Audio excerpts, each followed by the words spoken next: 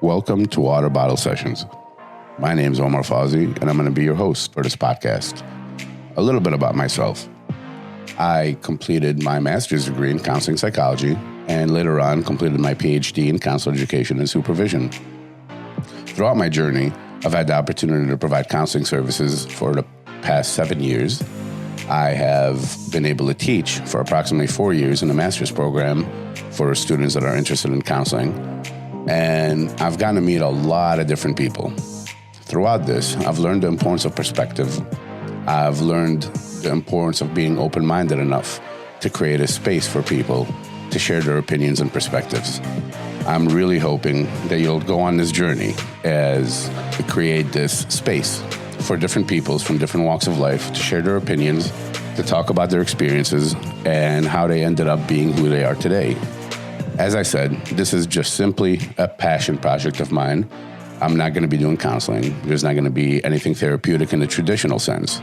However, if we can implore critical thinking, if we could show each other a little bit of empathy, and if we could just be willing to hear someone else's story, maybe we'll understand each other just a little bit more and be able to just explore new ideas and gain perspective from each other. So I hope you'll join me. And regardless of the platform in which you're listening to this, I hope you follow, I hope you subscribe, and please feel free to comment with ideas and different perspectives of your own.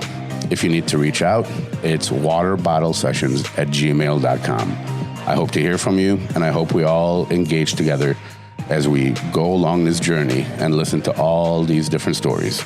Thank you. Welcome to another episode of Water Bottle Sessions.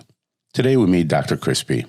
Dr. Chris completed his PhD in Anthropology and will share a little bit about his early childhood experiences, his journey through high school, his efforts to maintain a curiosity towards life, and how he found a passion for anthropology. Some of the topics we discuss include finding your identity, learning what it means to be white in America, the concept of other as it relates to anthropology, and its historical implications on how it led to some of the things that we see happening around us today, and how various models in both psychology and anthropology may help us better understand our own journeys. As always, Dr. Chris's perspective on these topics was shaped by his own history, his experiences and knowledge of self, and all the other things that have helped shape his current perspective. I hope you enjoy it and that it provides you with one more side to your own water bottle. Here it is. All right, Chris, it's been a while coming, man. We've been trying to get together for a minute. How are you? Doing great. How about you, Omar? I'm doing well. Excited as hell about today. So yeah, absolutely. Me too. So let's get right into it, man. First, tell us a little bit about yourself. Sure. My name is Chris Partridge, and I don't know where to start when people ask, what your story is, because I think that there's this cycle in my life that is kind of a life that replaces mine over and over and over again throughout my history. And so the person, and then I heard the Dalai Lama say this one time when I went to go see him. It was this idea that he was talking about, he was 70.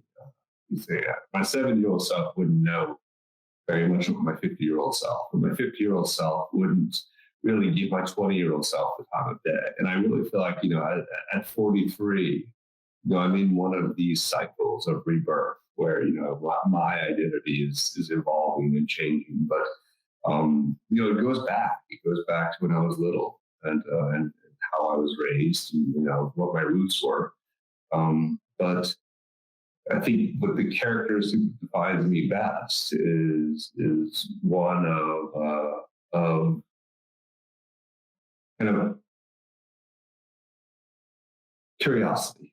That's who I am. I mean, in its the most elemental form, a curious person who often can't leave well enough alone, kind of picks at those scabs that I probably should let lie, maybe says things that I shouldn't say out loud, and learns a lot from my mistakes, but I don't learn well from the advice given from other people. I often have to kind of make this mistake myself.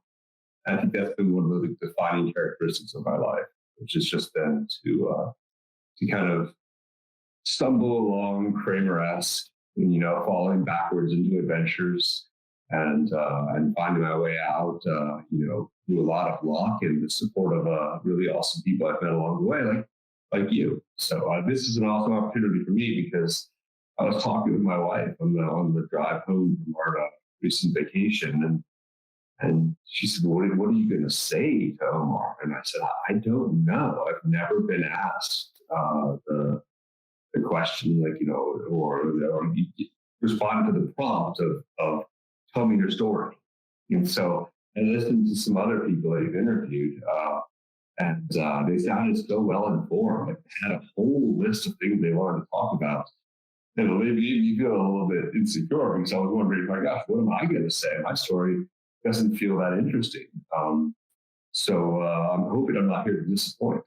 I don't think so at all, man. As a matter of fact, it's interesting you even say that because I think a lot of people would say it's much more interesting to hear a story of someone else than repeat your own because you've lived your own. Mm-hmm. But what I found fascinating, not only in the interviews here, but just throughout my life in talking to various different people, has been everyone's got a story. And it's fascinating to watch when someone's telling you their story, they start to realize, oh, wow, or oh, shit, I did not realize this about me. You find all these places and all these times where you're like, dude, I am a lot more interesting. I've done a lot more things that I've actually, because you don't sit down and say it to yourself, Right. So actually, regarding your story, why don't you start with that? You said you've been always curious. You had to, you never wanted to follow advice. You had to make the mistake yourself. Yeah, I appreciate you saying that back to me. It helps prompt me. But yeah, when I was young, both my parents are anthropologists, both by training and in practice. So they were anthropologists. They have been anthropologists their whole lives. They're both still alive, and they are anthropologists. And what that means is that they spend a lot of time studying different groups of people, different ways of living, different points of view, traveling a lot. And when I was in my formative years, we moved around a lot. We moved basically every year, sometimes a couple times a year, all the way from the time I was born up until about fifth grade. And so I could take you through that really quickly. I was born in California, and then right away we moved. And then my sister was born a couple of years later in Chicago, Illinois, and then we ended up back in California, and then a couple of years in Mexico, where I went to school for the first time in Mexico, actually. And my sister's first language was Spanish, actually. Wow. So her first word was Nena, which means little girl. That's a funny story. But we moved from Mexico, a little town called Tuxtepec. We moved from Mexico, and both my godparents are Mexican too. They both recently passed, actually. But sorry to hear that. No. I mean, but they died at a healthy old age. Nothing dramatic. Then we moved to rural Georgia, actually, a place called Stockbridge, Georgia, where one of our neighbors was a ex-Hell's Angel. And a couple of our neighbors up the street were active members of the Ku Klux Klan.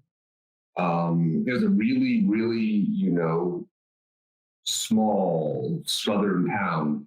And I remember when my sister and I went to school, one of my earliest memories, the kids would pick on me. I remember that. I don't remember my sister's experience, but I remember mine. They picked on me and pushed me around and called me wetback because I didn't speak English very well.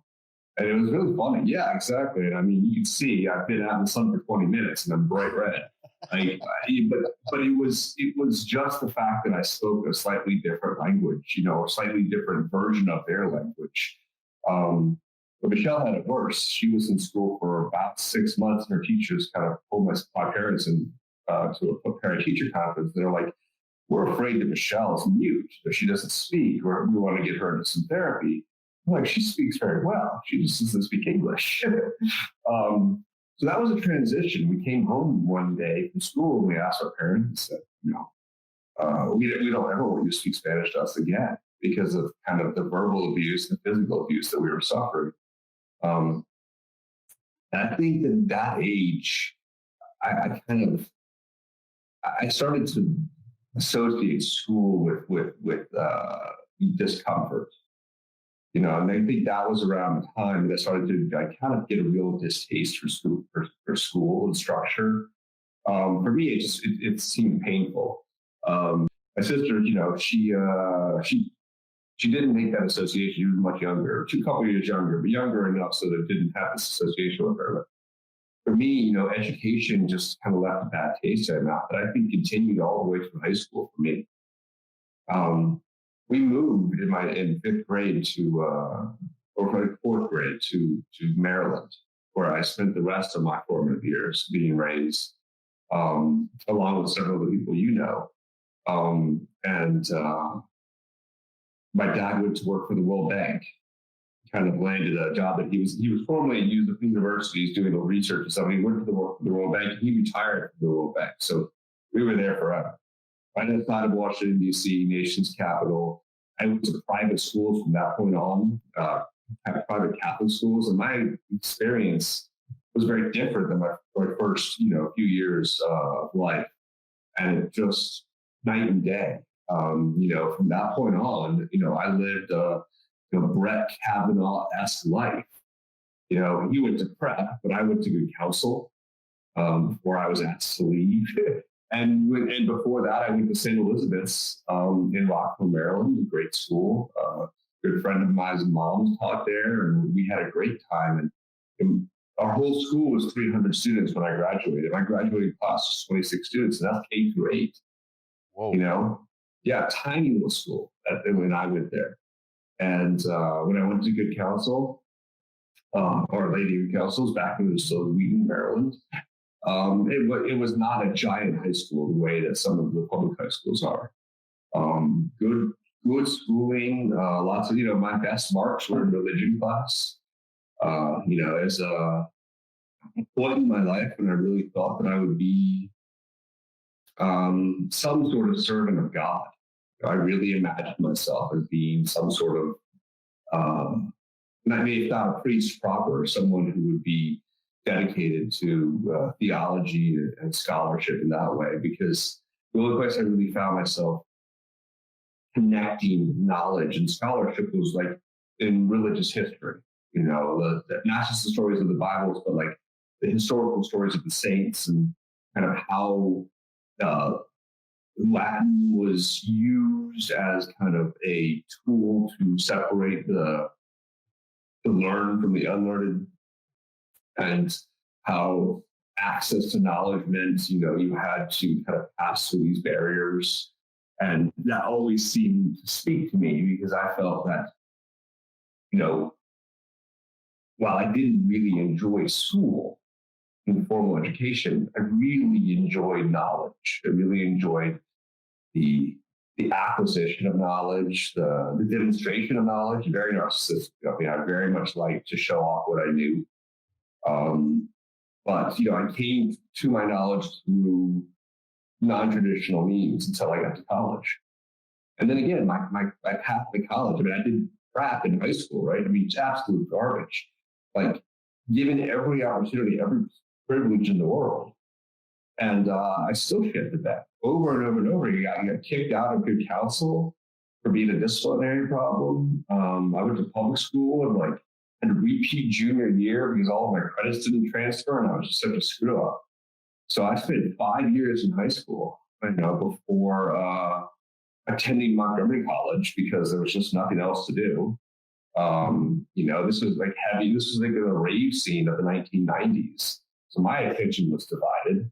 It was like, do I go to 3 raves in a row or go to class? And it was always 3 raves in a row. But I lived in a class in Montgomery College in Rockville, Maryland, titled Morality and Contemporary Law. And the idea of this class was to kind of trace modern legal structure back to kind of the concept of Plato's Republic, and the idea that you need learned individuals in positions of power so that you can kind of control the masses in kind of a Hobbesian kind of way.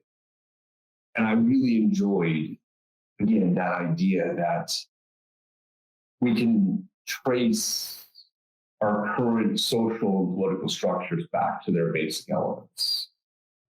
And I just started, heavy into reading all the stuff that I should have read in high school, right? Like read everything by Socrates I can get my hands on, obviously playing with it in that way, but and then going back and reading as much as I could. I remember finding out about who, Carl Jung was. I always had a vague idea of who Freud was, but I just had no idea how these two related to each other. So that led me into, learning a little bit about psychology and dipping my toe into those waters. And, I did well in my classes, but not because I tried, but because I found the subject matter interesting. And so my F's and W's started to turn into A's and B's. And I ran out of classes that I found interesting at Montgomery College. And it was back in the day when the University of Maryland was basically taking anybody with a heartbeat. And I applied, one night at 3:00 in the morning, literally after a rave. And I'm not even joking.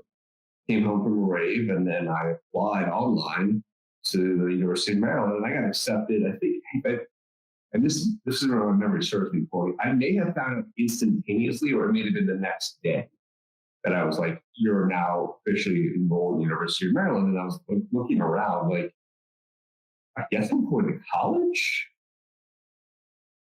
And from that point on, I followed what I found interesting.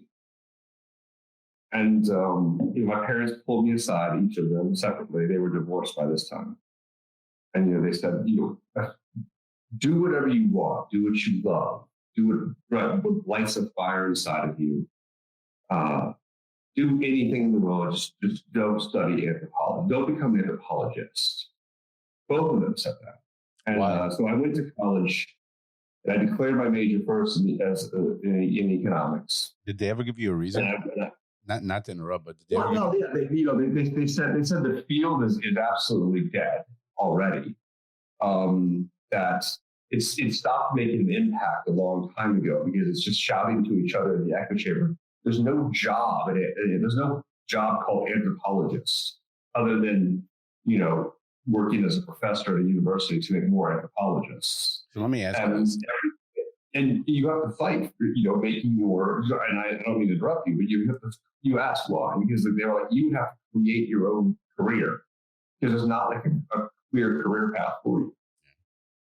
I just wanted to give you an opportunity. I don't want to make assumptions that everyone knows what anthropology is. So if you could briefly just explain what is anthropology. Right. Anthro, man, human.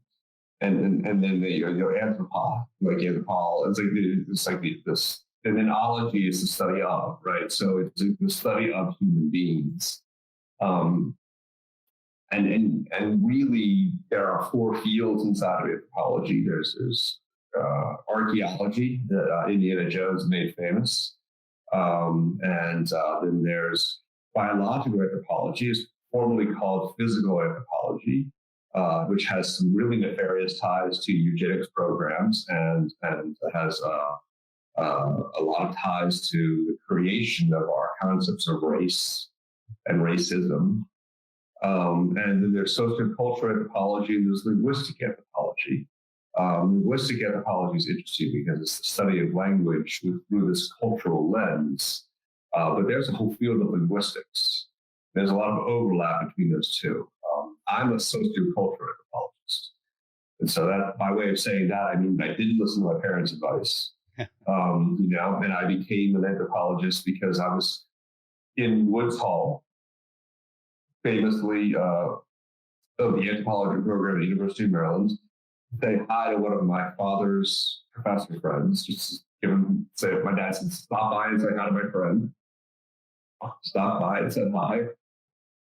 Another guy saw me in the hallway and said, hey, can I help you? And I said, no, I'm just here to say hi to a friend. He's like, who? And I told him the name.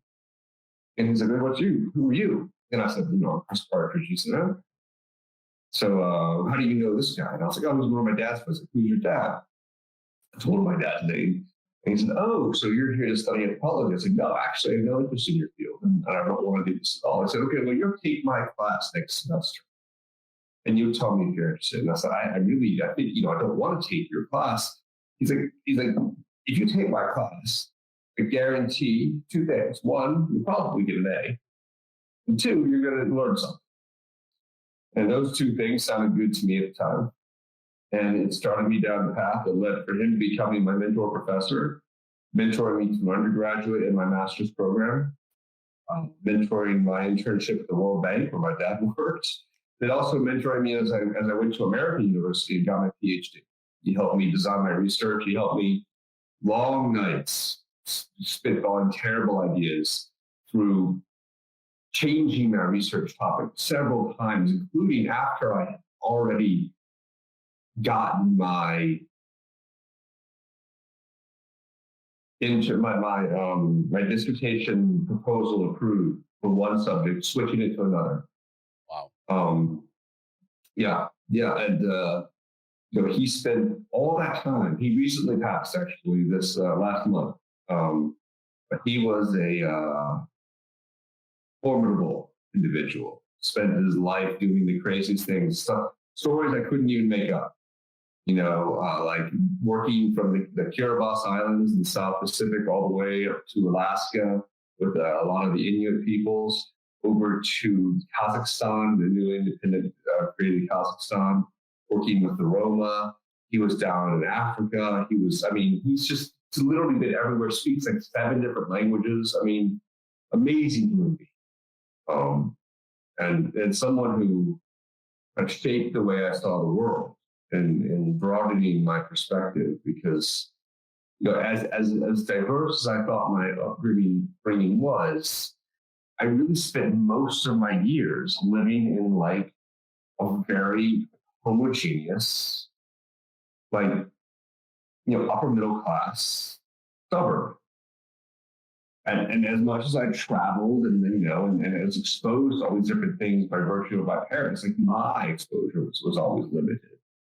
And so if it weren't for anthropology and that chance encounter in the hallway, I feel like I would have become a very different person, studying economics and maybe going into business at the University of Maryland. My life would have taken a different path. So, and for better or for worse, but it definitely would have been different. Wow, that's a hell of a story, man. I'm still caught up. Go on. Please. I'm still caught up on. I wanted to clarify something from my understanding of you. So, you moved back and forth between California and Chicago. Yeah. So early on, my parents, I was teaching at a school in California. Went and did a brief period at the University of Chicago. Went back to California. I think he was with Berkeley, Irvine, something around there. And then ended up doing a field program in Mexico, where he went to spec. And then ended up teaching at the University of Georgia after that. So it was back and forth. Yeah. But that was when I was bored. Right. I had no idea about the world. But it was weird too, because I talk about this kind of this evolution in my life, just changing and me being different from time to time. It started physically when I was young. When I was born, I had really terrible asthma. And it went away as I got older. But it was to the point where my parents were terrified I was going to choke to death in my sleep. And then as I got older, I had really terrible vision. Awful. I had to wear bifocals as a kid. And now I've got something on the order of 20/10 vision. It's absolutely great vision. But it's weird because my hearing is gone. I think it might have been all the concerts that I went to when I was younger, or the big subwoofers that I had in the trunk of my car. But it is interesting that physically I've changed as well. It's like you see me here with extremely long hair and a beard, but I've been clean shaven and crop top most of my life, except for the past year. And so these physical metamorphoses are one thing, but it's interesting when you're when you're able to step back and realize that your personality has changed, you know, that you value different things and like different things, and do so genuinely, not because you're putting on airs, maybe because you've stopped putting on airs. You know, you've taken a break from trying to make other people happy, and you've tried to like focus more on making yourself happy. Yeah, I think that's a pretty common trope, and maybe it's pretty typical for midlife crisis. But again, I feel like I had to fall pretty hard to figure that piece out. You know, and it's been a challenge for me, because I think I spent most of my life in kind of a disingenuous place. You know, in a place where I haven't really done a good job of being honest with myself about what I actually like and what I actually value. I'm trying to see the world through the lens of like what I should be, and either embracing that or rebelling against it. Go ahead. I was just going to say that that's why I wanted to go back to that part when you were in Mexico, because part of the story, I mean, there's a lot what you said that really captivates me, and a lot of it really, I could spend hours talking about this, is the time that you were in Mexico, and then when you got back to the U.S., and then you lived around the Hells Angels and the KKK people or whatever. Yeah. What the bullying, which is what it's referred to now at least, that you experienced at the time, and how you described it, of experiencing that at school, seeing what happened with your sister, and how it ended up causing you to kind of self-isolate or go deeper within self. And then as maturity, puberty, all the stuff starts happening, then you start finding your footing as far as whether it be the rave scene, music, whatever it is that you're doing at the time. And then the part like that stuff, I could spend a day just talking about that, because it could speak a lot to how you ended up, what captivated you about Socrates, and what captivated you about philosophy. Like, how would you define, if you had to explain someone who's never heard those names before, and I'm specifically talking about Socrates, Plato, forget Jung, forget Freud, just those guys, what's the best way that you would sum up, in your opinion, in your perspective, those philosophers? Yeah, you know, Socrates famously for the Socratic method. It's not what you know; it's how you know things. It's the ability to take brand new information and process it in a similar kind of formulaic way, so that you can know different things the same way that you know things you already know. I think that also being able to debate and again, a lot of this is just being able to demonstrate your own knowledge and your own way of debating. And so, you know, I spoke very, you know, in a lot of the same way that kind of Nietzsche speaks to, like, you know, younger men. It gives you tools to sound intelligence. It gives you ways of one-upping each other in debate. It gives you ways of sounding important, even if you may not know exactly what it is you're talking about. You'll come across as an intelligent human being, and I like that. That spoke to me, and it gave me some tools, especially as someone who knew nothing.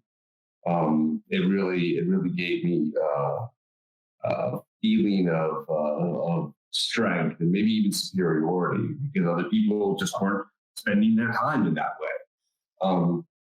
I was also very lucky to have some really smart and good friends who we could kind of sit around and drink beers together and bounce ideas off of.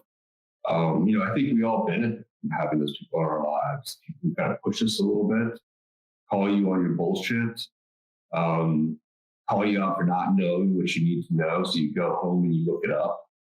It was back in the days before the cell phone, so you had to actually go home and really genuinely look it up. Right. Write it down and remember to look it up days later. But, you know, I think I benefited from being kind of pre-internet in all this.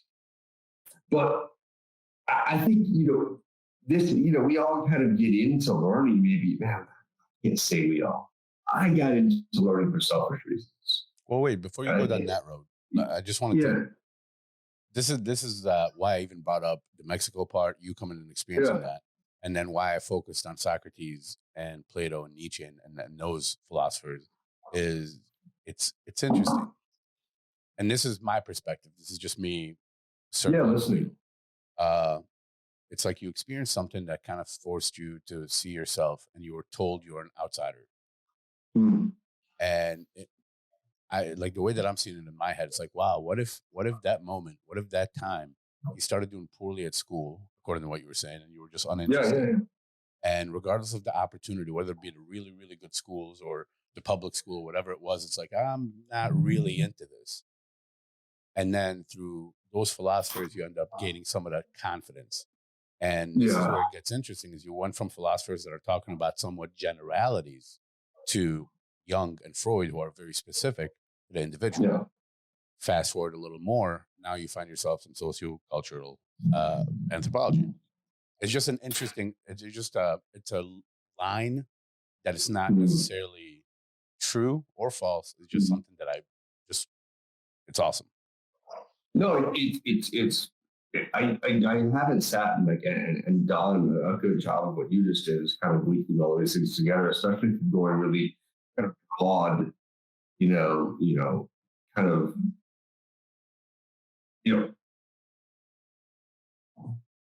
so like ontology is like your kind of like worldview, right? And like, and then there's like epistemology, which is like the study of knowledge. And I think I went from a very selfish place of trying to like own and capture knowledge and be able to demonstrate it, to genuine curiosity. That I think there was always a curiosity that manifested in kind of like early video games and comic books, and just kind of like, the consumption of random animal facts and things like that.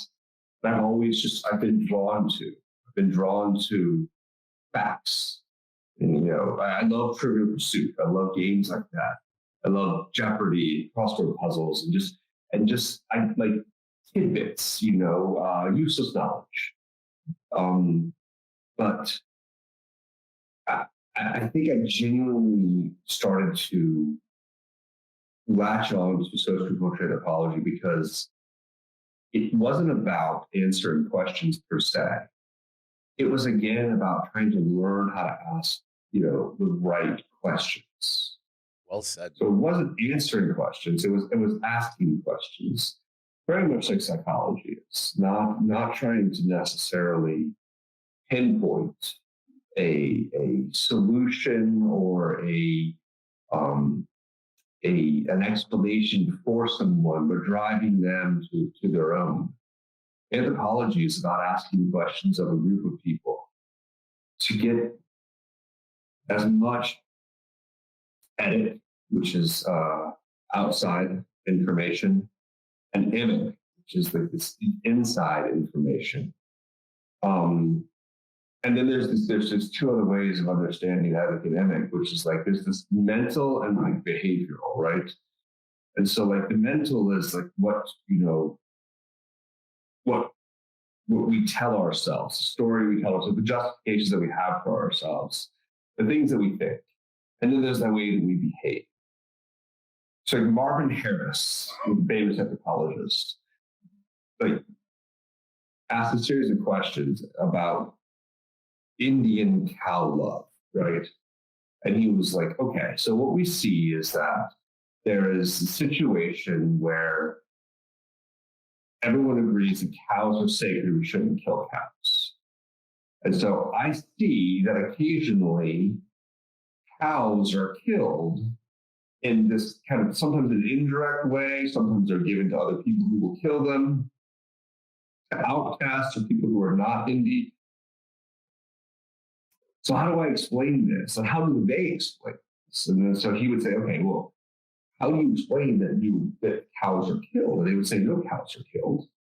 And that's the kind of like emic mental, like obviously we don't kill cows, but occasionally in times of drought, when you have too many cows, or God forbid you have too many oxen, or all of these issues that you have to deal with, maybe you give the cow to someone who you believe will need it. Maybe they won't take care of it, but you've given it as a gift, and it absolves you of the taking care of the cow. And in that way, you can act in one way with where cognitive dissonance, where you can think something and behave differently. And it's a dance that we all dance, but when you're trying to tell someone else's story in an anthropological way, you have to be careful that you don't call people on their bullshit, because there's a space for that when you can describe the situation, describe what you saw, and still allow for the person's own belief to be the narrative. That your opinion, your view of the situation doesn't become the narrative. It becomes an observation. You go ahead. It becomes non-biased. It's you're trying to avoid as much implicit bias. You're trying to avoid putting your culture, your background, what you think is right or wrong, or whatever your story. You're trying to avoid putting your story onto theirs. Yeah, and it's really hard because as human beings, we tackle some really difficult subjects. And there's some really famous ones in anthropology where, we didn't get it right. I mean, there are several anthropologists, many throughout history, who've done some things that we as a discipline regret. We're constantly going back and kind of like, knocking down our previous heroes because of their bad behavior and the stuff they've done. I mean, and I don't really want to go into all of it, but I think that there's space for us to do a better job of, I think, as human beings, we've done a real crap job of allowing our heroes to be human. And I don't think that there's space for a Bill Cosby to be allowed to be human anymore, right? But I do think that we need to be gentle when we're looking back to our forefathers, often cases they were fathers, and forgiving them their trespasses that were birthed of their time and the way that they were taught, the way they encountered the world. Because I think that there's a lot that we can learn from them. But that being said, I think that viewpoint is often one that it's like it immediately triggers some people to say that you're defending, white supremacy, you're defending colonialism, or you're defending, some sort of misogynistic. I mean, whatever it is, whatever group was done a disservice by white dudes in the past, and that's really every group. I mean, there's really not a group that we haven't fucked over in some way. And I don't want to be an apologist for all white men, but I also don't want to cut the legs out from the people that I learned from and devalue the lessons I learned. So I grew up reading books, written by white men about the rest of the world until I stopped and started reading people who weren't necessarily white men, and found that, actually these other points of view are way more valuable. I was teaching my kids the other day about the difference between primary sources and secondary sources. Why don't you listen to a white guy tell me about somebody else's culture? That's crap. I should just go listen to the person directly.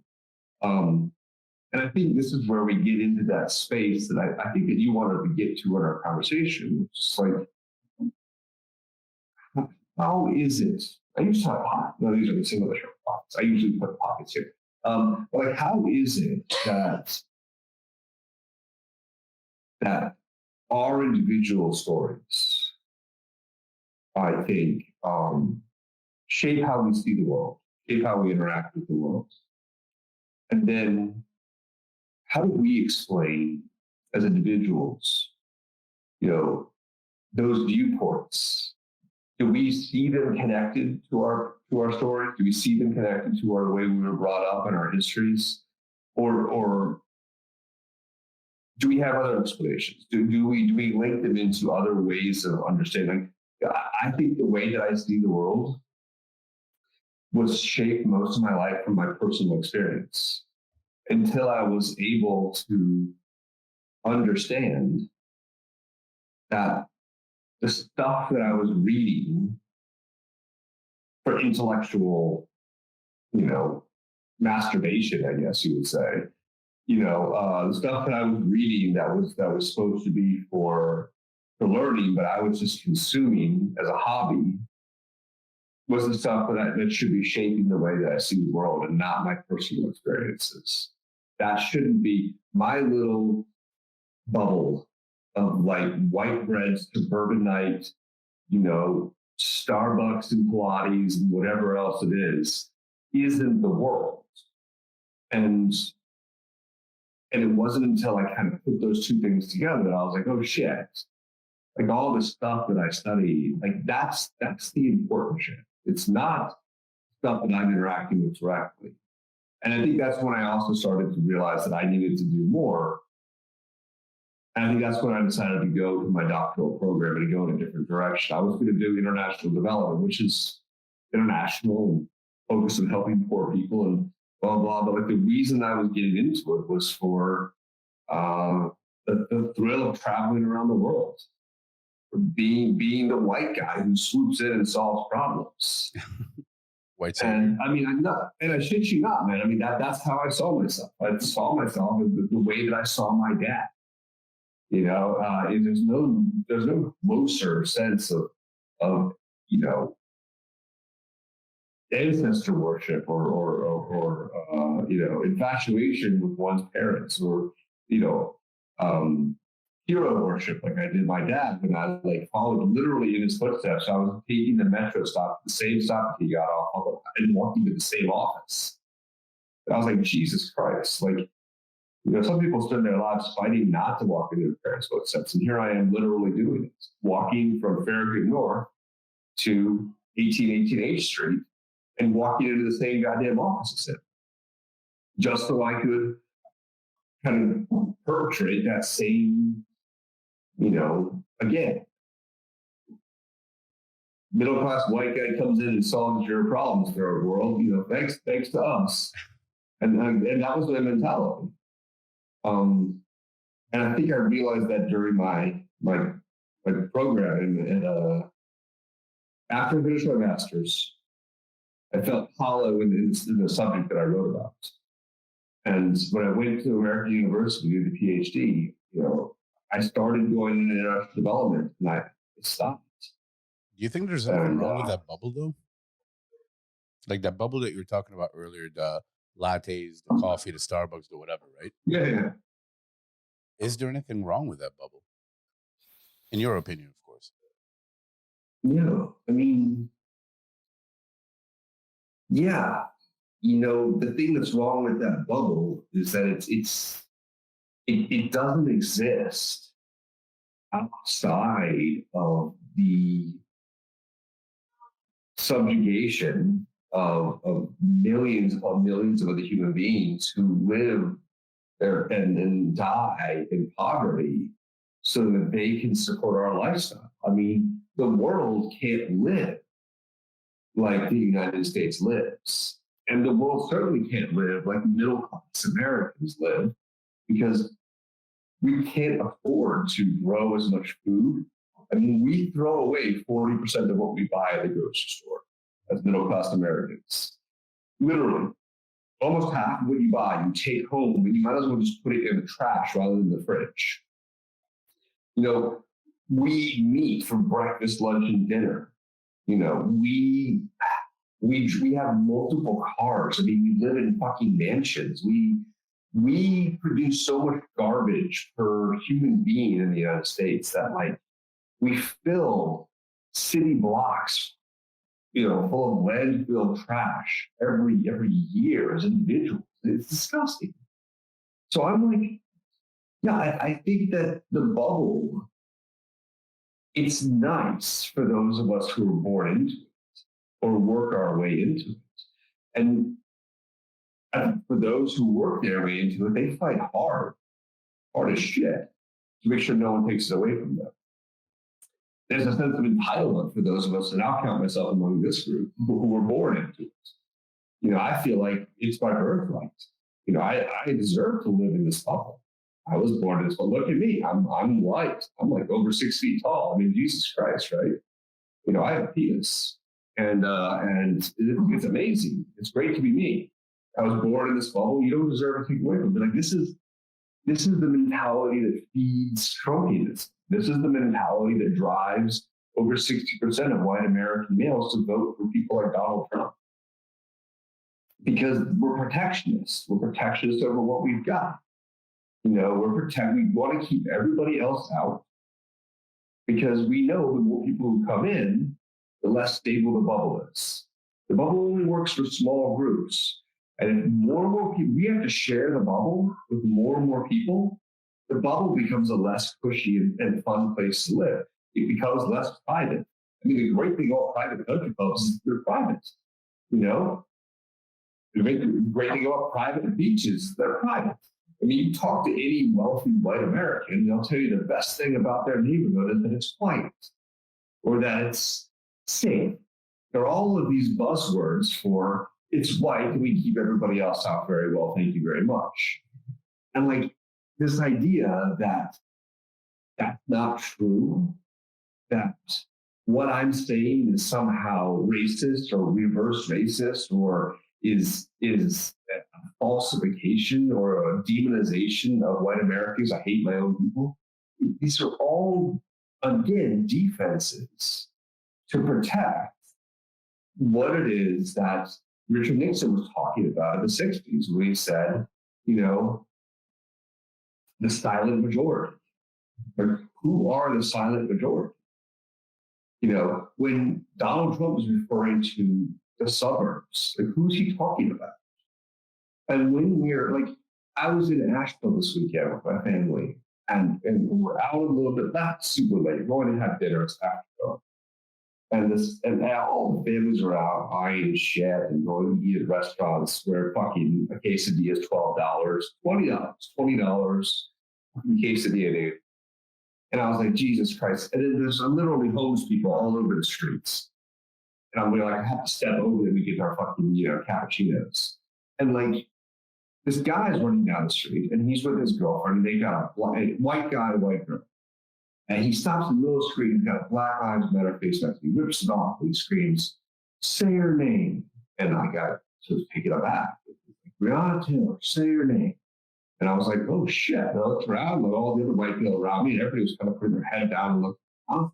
And he's sitting in the middle of the street screaming, say her name. And I was like, yeah, motherfucker, say her name, right? I mean, I'm like getting into it, right? But the kids, my wife, and he's raising the scene, stopping traffic. He's like, until we get justice, you don't get peace.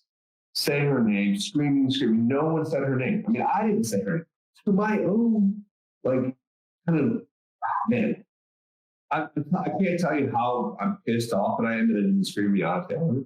But where he was on the periphery of that bubble, right? Where he's banging on the walls of the bubble, demanding that we let people in to privilege, let people into justice, let people into the shit that we all take for granted. And standing there screaming against the wilderness to the point where his female partner, his friend, dragging him away physically so they could go join the rest of the protests where people are actually participating. But man, it was another one of those moments where I'm like, man, the bubble, the bubble is real. And it serves a function of keeping everybody else out. And until we can acknowledge it for what it is, we don't have we're never going to be able to get rid of it. We're never going to be able to tear it down. And I think so much about what these elections are not about the individual or the terrible, individual decisions that people make. They are about these decision points, are we ready to open up equality for the rest of the country? And I think under Obama, people felt like, yeah, we are. We're there. We're ready to open up the rest of the country for equality. And we've been fighting the same fight, since slavery, since the Civil War. We've been fighting the same goddamn fight, man. It's the rest of the country versus the privileged white men trying to keep people out. Whether to keep it in slavery, keep it in Jim Crow, we keep having to fight these fucking fights against white men over and over and over again. Every goddamn election's about it. Every single thing that we do is fighting against white men. Some of us have joined the other side and started fighting against white men ourselves. But every dog whistle that you think you hear is a dog whistle that, like, I hear as a call to attend to myself. It's a weird space, man. I'll tell you. Like, it's weird to be hailed by white people to join back in their group all the goddamn time. It happened in Asheville yesterday. Today? Yes, last night. Right before the guy with Breonna Taylor, white guy comes up, the old white guy, Cadillac. He's like, hey, do you know if there's going to be a protest? I'm sitting here with my little fucking white fluffy dog. Like, he's got a sweater on. I've got a pull on. I look white as fuck. The dog, like, everybody. I look so perfectly white. I've got the hair pulled back. I look like I just left the prep club. And he comes up and he's like, hey, do you think there's going to be a protest today? And I was like, literally, I don't know, dude. And he's like, well, my daughter has her car parked here. She doesn't want to get vandalized. And she's like, you know how they are. And I'm looking at him like, bitch, who's that? Like, literally, who's that? And I'm like, now I know. But then I didn't even mean that. I knew exactly who said that. I knew who they was. And I knew the question he was asking. Should I move my daughter's Cadillac? Because God forbid it gets fucked up in the protests that are coming. And he was asking me as a white man, from a white man's perspective, should I worry about my daughter's Cadillac? And this happens at grocery stores, this happens, and especially living in the South. When it's just white dudes, the bigotry comes out. The racism comes out. And every white, if you hear that this is not true, they're lying to you. Because, it doesn't look especially white, which I agree that I do. But, I still think this is something that, until we can acknowledge these discussions within our own group, these internal dialogues that we have between each other about the other races, we're not going to be genuine in our efforts to tear down the walls. As Maya Angelou said, it's like you're not going to be able to tear down the master's house with his tools, or something to that effect.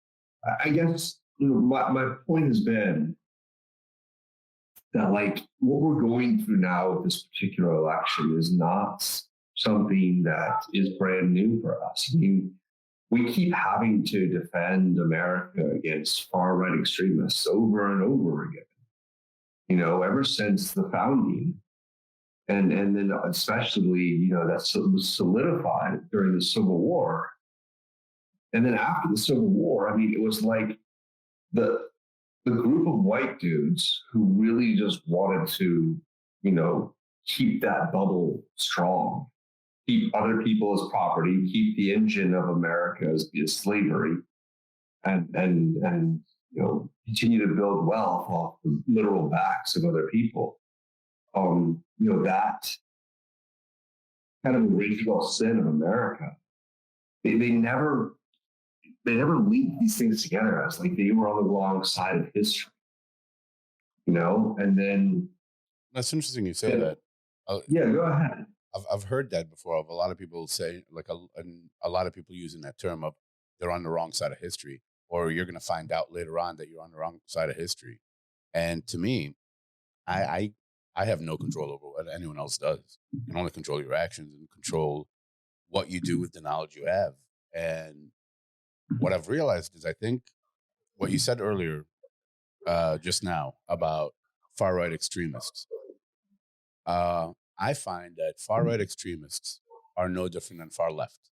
And I'm not talking about Antifa, Tea Party. I'm not putting names on this.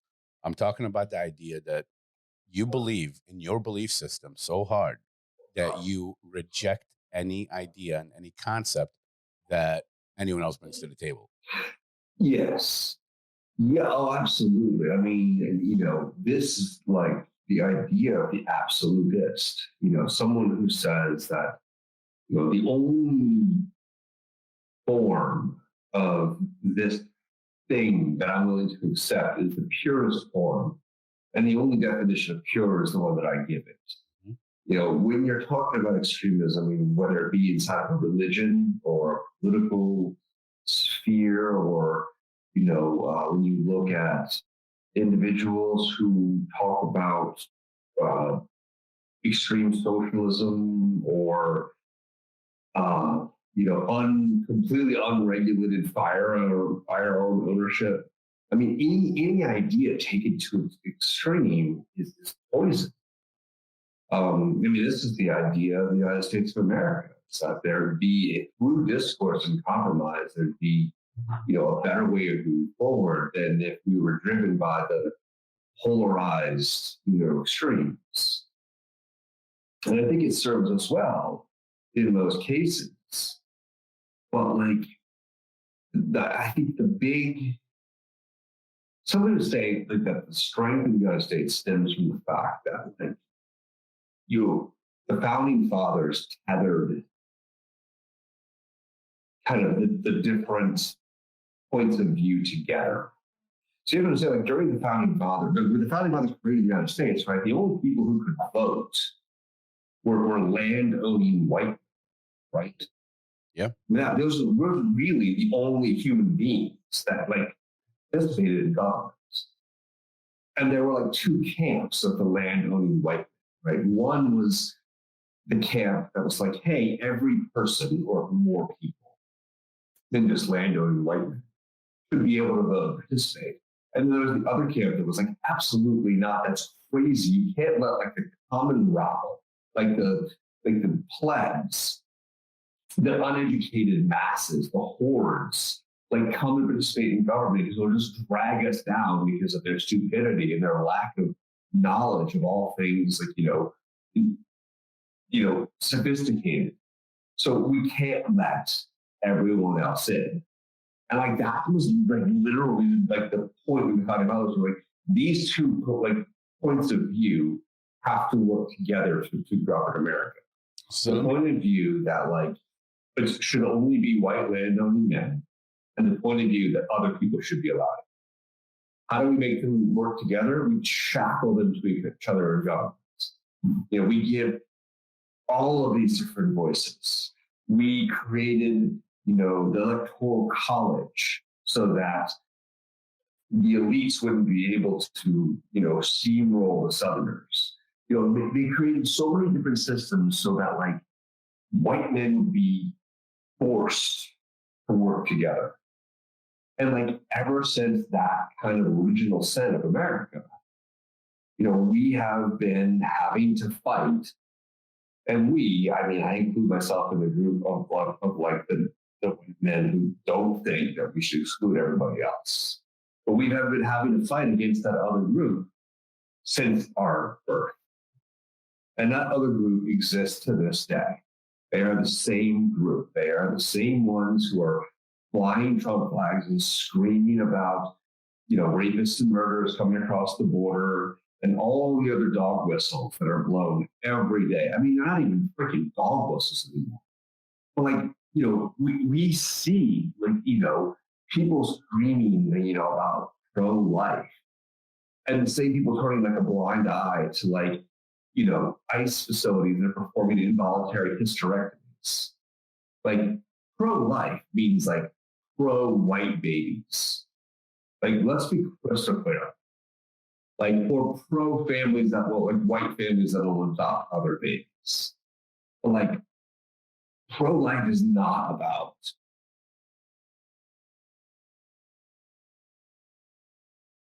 equality in life. it is about the birth of other human beings. But like after that, like people again in this pro-life camp very quickly turn from being pro-life to, you get what you get and you don't get upset. Pull yourself up by your bootstraps. I got mine and you have to get yours. And all of this mentality that's a very anti-pro-life. It's very like anti-Christian. Like someone was raised as a Catholic and went to Catholic school for, decades, let's say, for a very long time. I guess it wasn't quite decades. It was over a decade. At least 12 years I was in Catholic school.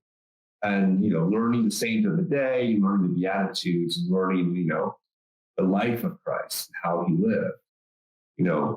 I'm appalled at some of the positions that Christians take when it comes to immigration, or when it comes to healthcare, when it comes to kind of some of like women's rights, and some of these issues that Jesus would have definitely been on the side of, helping all people get equal access to resources and equal access to fair treatment.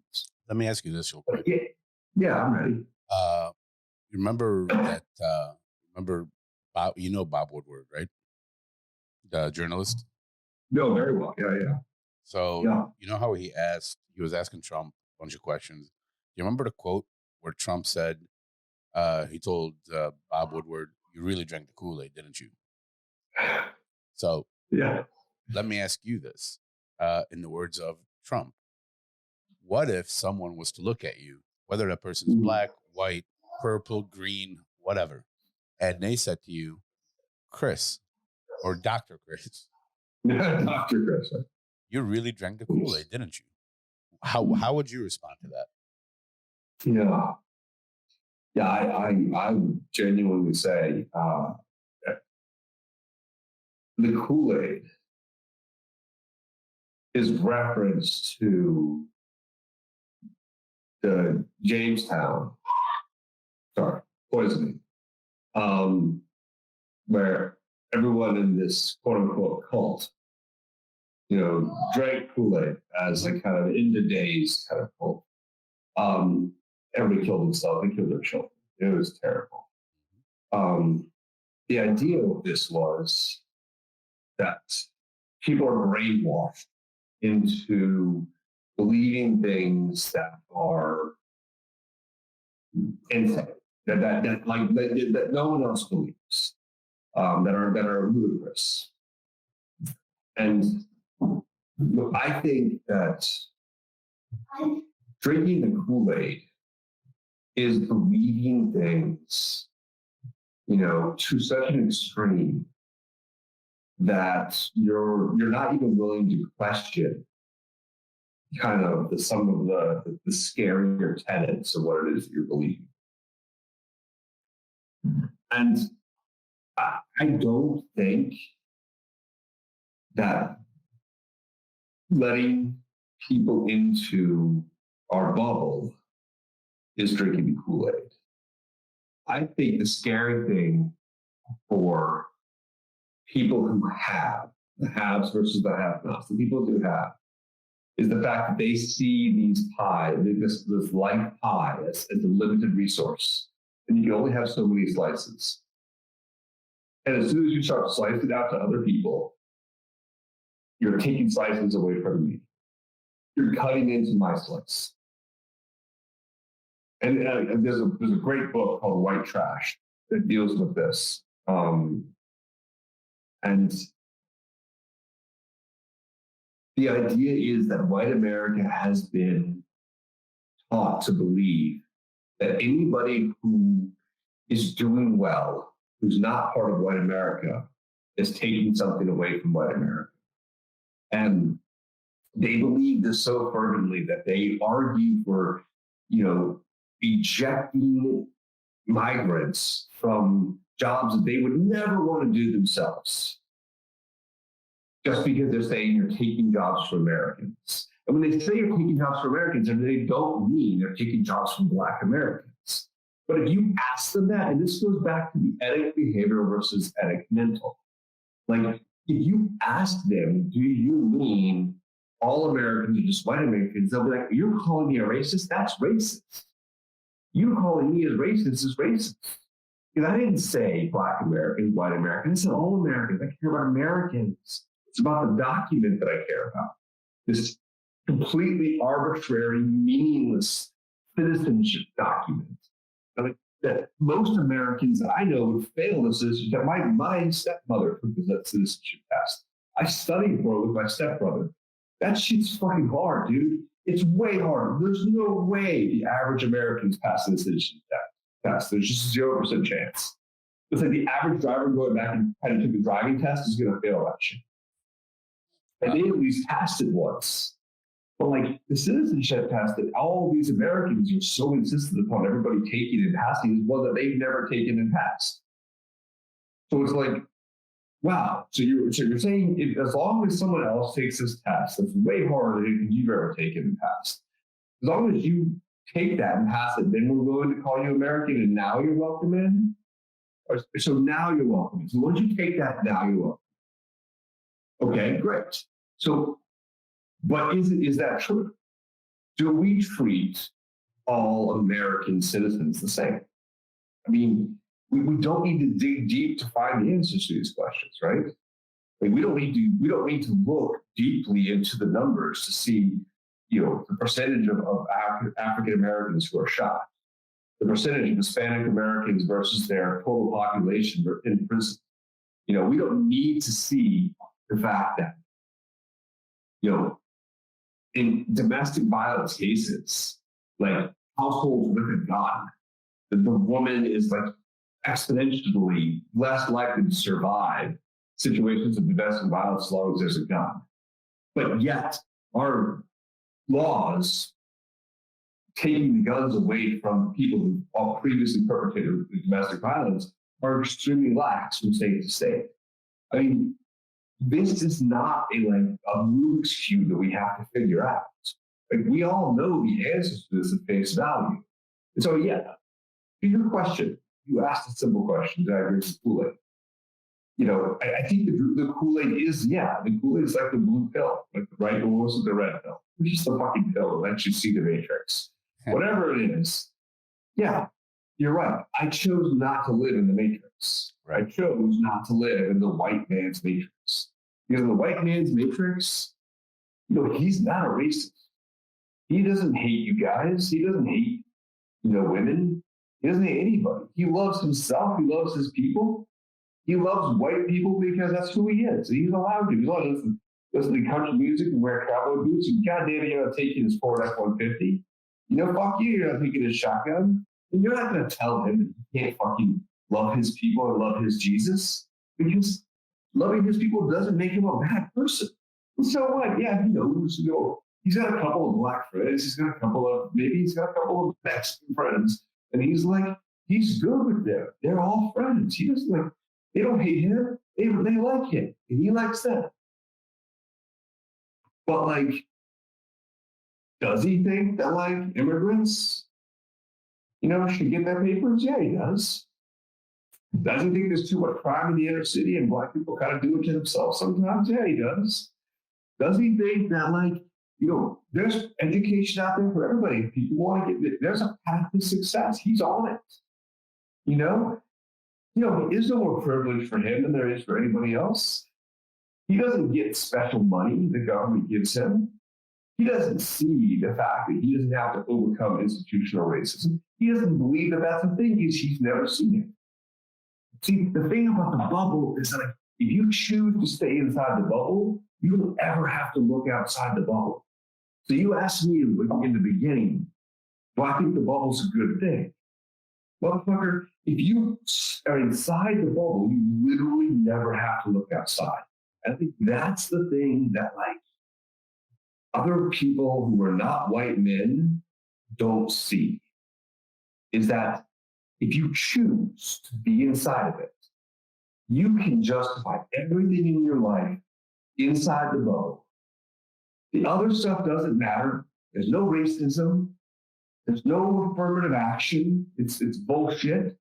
Equal rights for women, that's bullshit. They're doing fine. Everyone's just bitching and complaining. Because look right here. The whole world is just fine. It's a beautiful place. The grass is fucking green. People mow my lawn. I get my $7 cup of coffee. Everything's fine. Why the fuck are you all bitching about your lives? Yeah, you don't want to get shot by the police? Listen to them when they're polite to you. They're polite to me. I'm polite to them. Why can't you just do that? You don't want to fucking have crime in your neighborhood? Don't commit crime. Go out there and solve your problems. I've got a gun in my house. Why can't you do that? The bubble lets you both live peacefully and deny everybody else's reality because you don't have to look at it.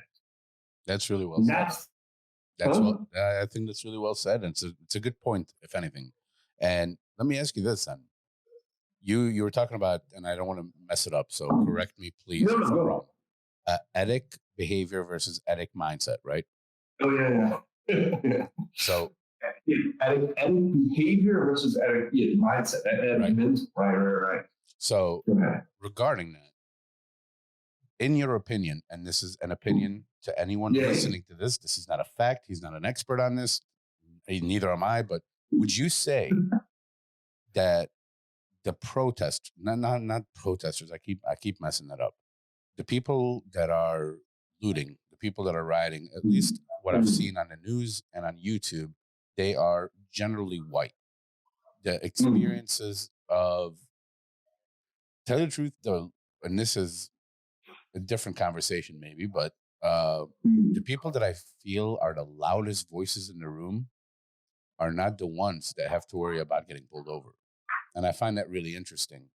And I want to hear your opinion, especially with that ethic behavior versus mindset. Is when I talk to certain people, I've been called racist against my own kind, simply because I can challenge a norm for someone who refers to themselves as an anti-racist. Right. So would you say that a group of white people protesting in a Black Lives Matter rally that are attacking another group of white people, meanwhile, the group of Black people are kind of in the back of it saying, what the hell is going on? How would you be able to explain that when it comes to ethic behavior versus mentality? That is a hard one when it comes to ethic. I do think that, so ethic is like, again, the outside perspective, and the outside is the inside. And ethic behavioral is like, why do I think you do something outside versus ethic mental. Mental is how you think, and behavioral is how you act. And I think that genuinely there are people white people inside the Black Lives Matter movement who find that they're less likely to be physically abused, have their rights trampled on because they're white, less likely to be shot, to be fair. And so they stand in the way, they speak loudly because they have voice, so they can give voice to a movement. We saw this in the 1960s. I mean, we saw this with like the hippies aligning themselves with, the equal rights movements and protested across college campuses. But again, I think that part of this comes from people like me who do have this kind of white guilt, who do own this space where we see what it's like inside the bubble. And we don't believe that there is a genuine desire to open up the bubble to include more individuals. Now, I think that often people who are white and in these Black Lives Matter kind of protests are young.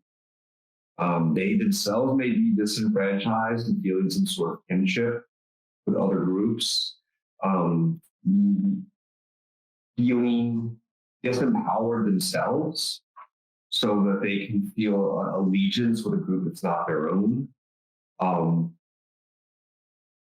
Also, this younger generation's different than ours. And you're not as old as me, but I don't know, I want to call out your age. But like, I was not raised in a world where we openly discuss racism and race. It was very hush hush. We joked about it. As an adolescent white male, I mean, there was really no subject that was off the table for joking. So we teased each other about our ethnicity. I mean, we were terrible about making fun of people's gender and their sexual choices. I mean, the derogative terms that we threw around in my formative years were just disgusting. Things that if I said them now, I would be fired. And these are the things that people threw around as insults to each other. But if God forbid we had like 4 Black people in our friendship group and like 1 Asian, and like our biggest ethnic minority in our little white group was Jewish people, and we made fun of each other constantly. I mean, we had a friend who was a Canadian. We called him a Canuck all the time. I mean, like, is that even an insult? I mean, it's a thing of a hockey team. But like, we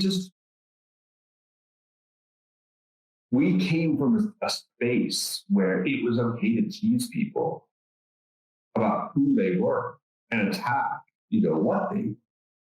Because most of us were in a really safe space. Like, if you tease me about being white, I'm going to laugh. Call me a cracker. It's freaking funny. Make fun of my Christianity. Ha ha ha. You make fun of the most powerful people in the room about who they are, it's going to be funny. Tease them about their privilege, But if you attack it and say, oh my God, you're only where you were because of your privilege, well, now you're doing something different. Now you're attacking core identity. And I think that these people who are protesting in the streets are doing a dual thing where they're attacking their own core identity. They're going hard at who they are themselves. And they may be louder in the same way that the converts to a new religion are louder than the people who've been raised and bred in it. Because they're not just fighting for something they believe in, but they're finding out who they are and the role they played in along the way. The role that their parents played, the role that their society, the privilege that they have benefited from, they're now screaming against and throwing rocks against. So yeah, they're fighting harder maybe sometimes. I don't want to say harder, they're fighting hard sometimes. And yeah, they may have drunk the Kool-Aid a little bit too deeply, but I think that they also have the privilege of doing that without worrying about getting shot in the same way that a bunch of Black people do. So you're seeing a couple of things happen. The cameras turn to the white people making a loud noise because they're safe in making that noise. They're also recently converted, and they're screaming against their own group. And they're trying to tear down the walls of Jericho from the outside, but also acknowledging that half their foot's in the door. Maybe their parents on the inside of the walls. I mean, how many people in the Black Lives Matter movement who are white have parents on the other side of that? Maybe they're screaming at their parents and not just themselves. I don't know. I mean, I'm not going to dig deep into their psyche, but if I were to do with this endemic behavioral mental analysis and draw my little foursquare, I'd ask, why is it you fight so hard? But then I'd listen and really hear why they told me, because what I'm giving you is this edit perspective. It's 100% edit. I'm not the one. I told you the story about how I didn't even say Breonna Taylor's name. I'm not the one. I've been to tons of protests fighting for issues of gender and refugees, but I haven't been to any Black Lives Matter stuff. Not that I don't believe, but I genuinely feel that I am saving my energy. So you and my time. I don't know what I'm saving it for, But I just don't, I feel like it hasn't come to a point. I haven't been in the right place at the right time to attend a Black Lives Matter protest. It hasn't felt to me disingenuous. That hasn't felt to me like I'd be going to satisfy something about myself and not for somebody else. Does that make sense? Yeah. Like I don't want to be there because I have what guilt. I want to be there because I feel like it's important at that place in that time. In Greensboro, North Carolina, right now, the birthplace of the civil rights movement, and we have the Woolworths counter down the street. I think there might be some value. Up until this point, Washington, D.C. and Maryland, look, if there had been someone shot and killed and we were protesting, I would have gone. But for someone out in a different state, that's not for me to do right now because I genuinely feel that it would be me expressing this white guilt that I got, and it would just, it taints it in my mind. I don't know, maybe not. I genuinely don't even know where I land on this thing right now. I'll tell you what my wife lands on this. She's furious. She's Black Lives Matter signs in the yard, fucking writing letters, like, just like constantly on social media about this shit, going to every protest that she can like, squeeze her way into. She's taking the kids to protests. They've all gone to more than I've gone to. So I've sat at home wrestling with this shit. So I wear the face of the enemy. Well, I don't want to bring that face to a rally when I haven't even come to Jesus with everything that I'm doing about all this. You bring up a lot of stuff. There's a lot there. I mean, there's so much to unpack that it's impossible. Yeah, that's so great. It's impossible that we're going to be able to touch on all of it or even get to even half of it. However, I want to go back to the ethic thing. The only reason why I mentioned it is sometimes, and it's just a perspective again, I feel like their mind, like what they're behaving in, when I see a lot of people protesting that have not experienced some of the things that they're protesting against. First off, cheers. Good for you to be able to see outside of yourself. It's awesome to have. And I'm definitely going to give them the benefit of the doubt regarding empathy. I'm going to give them the benefit of the doubt regarding everything. And I'm not coming down on that group. The only other, not the only, but the perspective that I'm taking on it is it seems like you're doing and you feel like you're doing all the right things. However, unfortunately, you're not creating enough space for the people you're trying to ally with. Yeah. You're not creating the space for them to speak. And everything that you said, I think this is a good time for me to just talk about it for a second. Is this book says there's 7 phases of white racial identity development, and implications for white Americans are described in this section. So there's the naivety phase, which is relatively neutral with respect to racial cultural differences. Its length is brief and is marked by naive curiosity about race. I'm not going to go any more into it. Then the second step is the conformity phase, where a white person's attitude and beliefs in this phase are very ethnocentric. There's minimal awareness of the self and racial being and a strong belief in the universality of values and norms governing behavior. Then there's the dissonant phase. It's the movement, and this is something that I kind of want to highlight a little bit, but this dissonant phase, its movement into the dissonant phase occurs when the white person is forced to deal with the inconsistencies that have been compartmentalized or encounters information / experiences at odds with denial. And the next phase is the resistance and immersion phase, where the white person who progresses to this phase will begin to question and challenge his or own racism. For the first time, the person begins to realize what racism is all about, and his or her eyes are suddenly open. And then there's the introspective phase, and this is 5. This phase is most likely a compromise of having swung from an extreme of unconditional acceptance of white identity to a rejection of whiteness.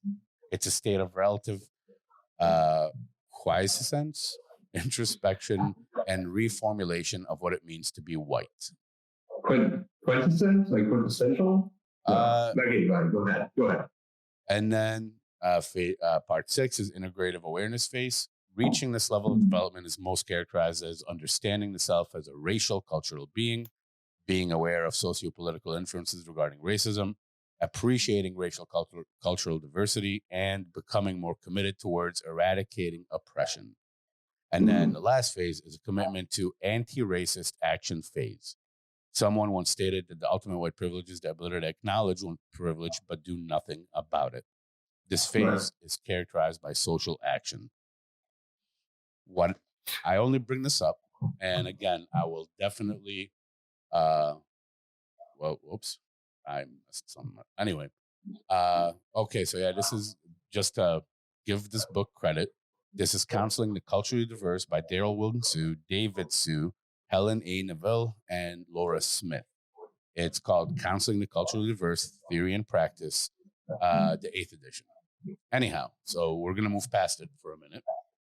Well, no. Yeah, I mean, moving past it, but I mean, it's super helpful to understand, like, you know, there are these, like kind of like good structures for us to understand, like, what it means to have white identity. But, like, we have to also think about kind of like intersectionality, right? It's not just whiteness, but there are other aspects of privilege that go along with whiteness. And whiteness isn't a really tangible thing, because people can move in and out of whiteness depending on, you know, how their other identities intersect with whiteness. They can, you know, if they're white and poor, you know, that's a tally mark in the negative column. If they're white and female, again, tally mark in the negative column. If they're white and Muslim, right, tally mark in the negative column. I mean, like, you can pass as white, great, but like, people can challenge your whiteness all the way along through. I mean, you have to be able to defend your whiteness against tons of challenges. I think this is what people don't realize about the bubble, is that the strength of the bubble is that, like anybody can come up and challenge your whiteness. So much so that, like, someone can come challenge my whiteness by saying I drank the Kool-Aid. I mean, this is an excuse of early modern, this is an accusation of early modern anthropologists. You know, you went native. You know, the accusation of you going native is that you're aligning yourself too much with that other group.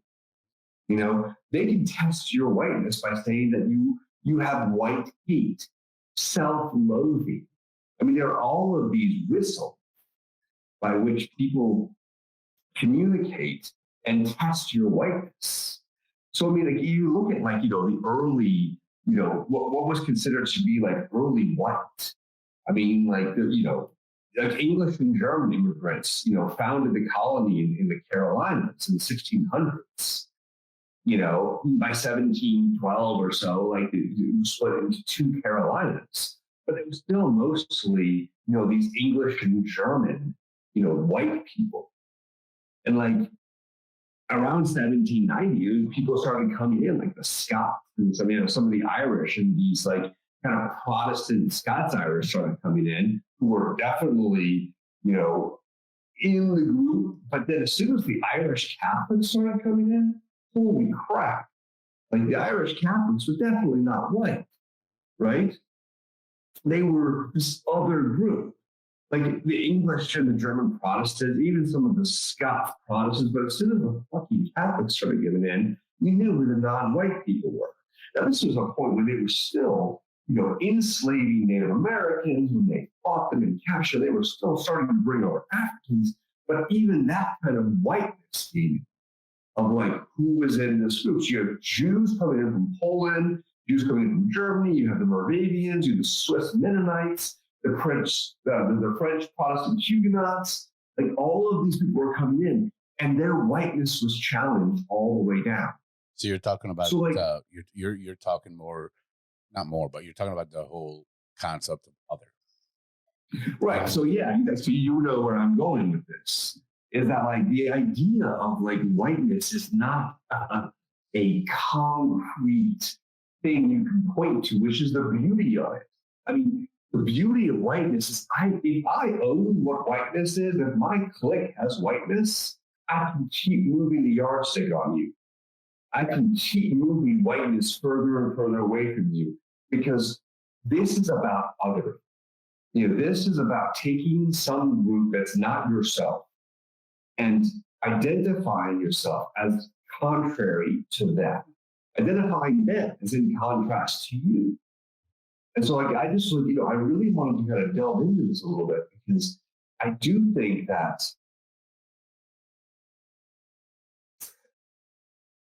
this idea of who is white is, in people's mind, a tangible concept, right? Is you can tell who's white. But I'll tell you right now that, like, as an anthropologist, there is no such thing as race. And when I say that, people are like, I'm so tired of hearing this crap. There is no biological reference point to race. We can't tell you what a race is. It doesn't exist. It was derived completely to create a hierarchical system where white people were on top and everybody else was on the path to being white, but and placed white above everybody else, and then said, these are the ways that we define what white is, but they're ever shifting, ever moving. And I think this is the real space where we can get into something like othering, because othering is not about a particular group.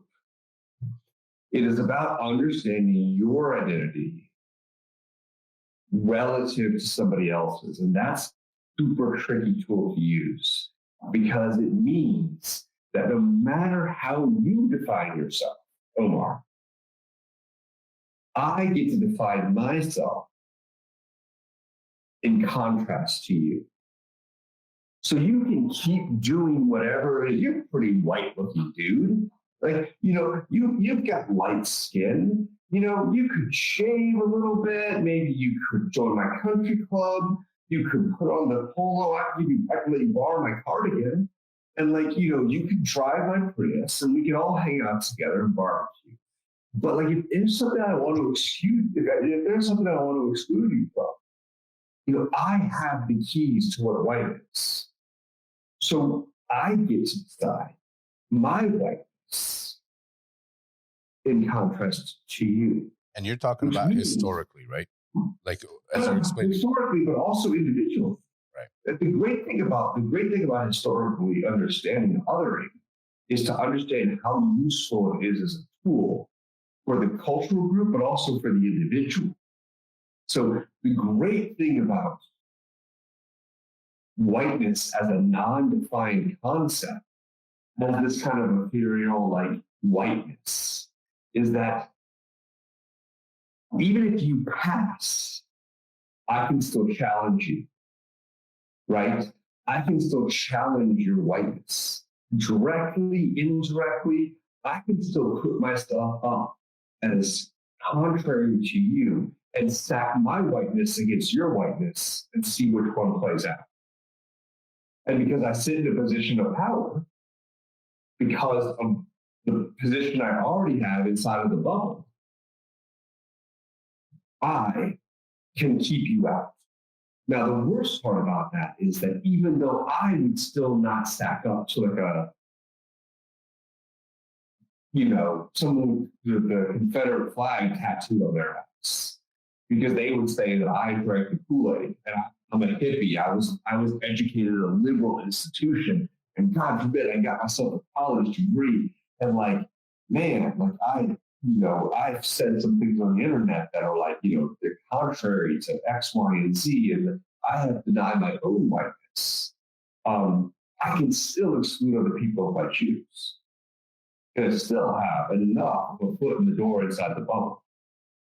And the sick thing about the group of the 60-some% of white men is that if I ever decided to put on, a real tree camouflage cap and take another step into the bubble, it'd welcome me with open arms. As a heretic who had seen the error of my ways, now understand there's no such thing as racism. Women aren't being treated differently or unfairly, Black people have better than us. You know, they can get into college easier than we can. You know, immigrants have an easier time because they come in and the government gives them a bunch of stuff. All this stuff, like it's a wild place to live in, man, because just on the other side of like that bubble is like a really comfortable place to live, man. You know, like sure you got to go out and drive around with your Trump flag and scream and stuff, but like if you can just, who was that character in The Matrix who had turned his back on Nemo and like bald guy, Nemo? bald guy with the mustache. Yeah, the bald guy. He was like, dude, I just want to. Look, I want to take the other pill. I want to go back and make me a movie star. You know, I want to eat steaks every day and have sex with beautiful women every night. Like, I'd like that. I don't want to be out here in the fucking scrub and fighting all the time and working my ass off. I want to be inside the Matrix and like being awesome. Like, I think if you gave that choice to like 99% of the world, you know, a lot of people would take it because shit's tough out there. It's shitty outside the bubble. It's not great. So, I mean, I don't know, like they're not like what we would call like, you know, safe space kind of conversations because they exist in pain points in people's lives. I mean, it is a safe space conversation, though, and in my opinion, you're challenging. No. Yeah, you know what I mean. Yeah. What I mean is that when other people listen to you and me talking, we're talking about things that when we were talking with our group of friends, I was really worried about having conversations about politics, but more importantly, whiteness and what it meant to be privileged. Because the majority of the people in that group are white. They're all males. We don't have a single female friend in that group. I think the majority of the people are straight. I don't know that there's any gay people in that group. Or trans people. No, yeah. So we're a bunch of cis white men, and then like, you know, one or two, God forbid we use the word token, but like, you know, ethnic minorities. And I think genuinely, it's a pretty homogeneous group of people. And I was concerned about if we bring up these concepts, are we going to draw lines in the sand where our group can't recover? Because we can't be friends anymore. Because we open Pandora's box of conversations. You know, politics and religion. The politics and religion are only important and disgusting when you start to attack people's belief systems. And one of the biggest belief systems in the United States right now is that white, straight males are not privileged, or white, straight males are privileged. And I think that if you land on either side of this, it can define kind of how you interact with the world. See, I think we make a mistake though, man. And you and I have one thing in common. We're well-read. And we have one thing in common where we're lucky enough to be, at least according to society, definitely not according to ourselves, but society would definitely consider us because we have letters after our names that we're educated. Yeah. However, let's just fast forward the bullshit. Let's fast forward the jargon. I get it, man. I understand why a white person would say, I'm not privileged. I actually, and it's not about agreeing or disagreeing, because I think that's really shallow thinking. I think if you go a little deeper and you think about it, you're like, I'm sitting down and let's assume, I'm just going to pretend like it's you. And I know that it's definitely not you, but let's just assume it is. And I say, you're privileged. And I'm telling you, as a person who's not even born in this country, who immigrated and has his own story. However, I'm telling you, you're privileged. I completely understand that if I was to say that to you by saying that you're a white privileged man, I'm negating your personal experience. And you yourself might say, wait a minute, asshole. You have no idea what I went through in California. You have no idea what it was like to go back and forth between Chicago and then, do you have any idea the kind of stress I still carry around because of what happened when I moved back to the US from Mexico? Dude, I was this close to developing a stutter. Like I'm making shit up, But yeah, when you negate someone's our personal stories, they're. Go ahead. I'm sorry. I don't think the privilege has anything to do with those things because honestly, I grew up. I deal with ADHD to this day. I have serious anxiety issues, but like co-occurring depression, anxiety issues. I wrestle with some events in my life that have been less than ideal and how they shape my current way of thinking.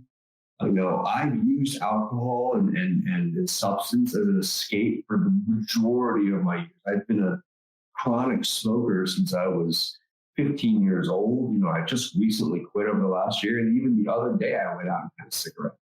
And conversations like this literally want me to smoke, make me want to smoke cigarettes. I struggle with escapism because the only way I've ever learned to cope with what's inside. I fight my battles and my demons daily. And I have friends who done a horror job and succumb to fewer substances and escapes than I have been the mechanism of my own destruction far more times than I have been the savior. And I think what you're saying right now, Chris, is probably one of the most important things for everybody in and out of the bubble to understand is that it doesn't matter what you look like. You said it also earlier when you said there is no such thing as race. That's all a made up construct. And you're right, because at the end of the day, we all have shit. We all have demons that we're facing. And those demons could be something as shallow as fill in the blank or something as deep as fill in the blank. It doesn't matter which direction you go. We're all dealing with something. Mm-hmm. When we talk about the bubble, when we talk about the people that have 1 foot in the bubble and 1 foot out of the bubble, one of the reasons why I brought up the whole white identity development model was just to challenge the way it's written in the book is 1, 2, 3 through 7, right? There's, generally speaking, in any kind of social science, it's not like, like the grief model, depression, denial, whatever. Right. There's not one, it's not like it's linear where you have to go 1, 2, 3, 4, 5, you're done.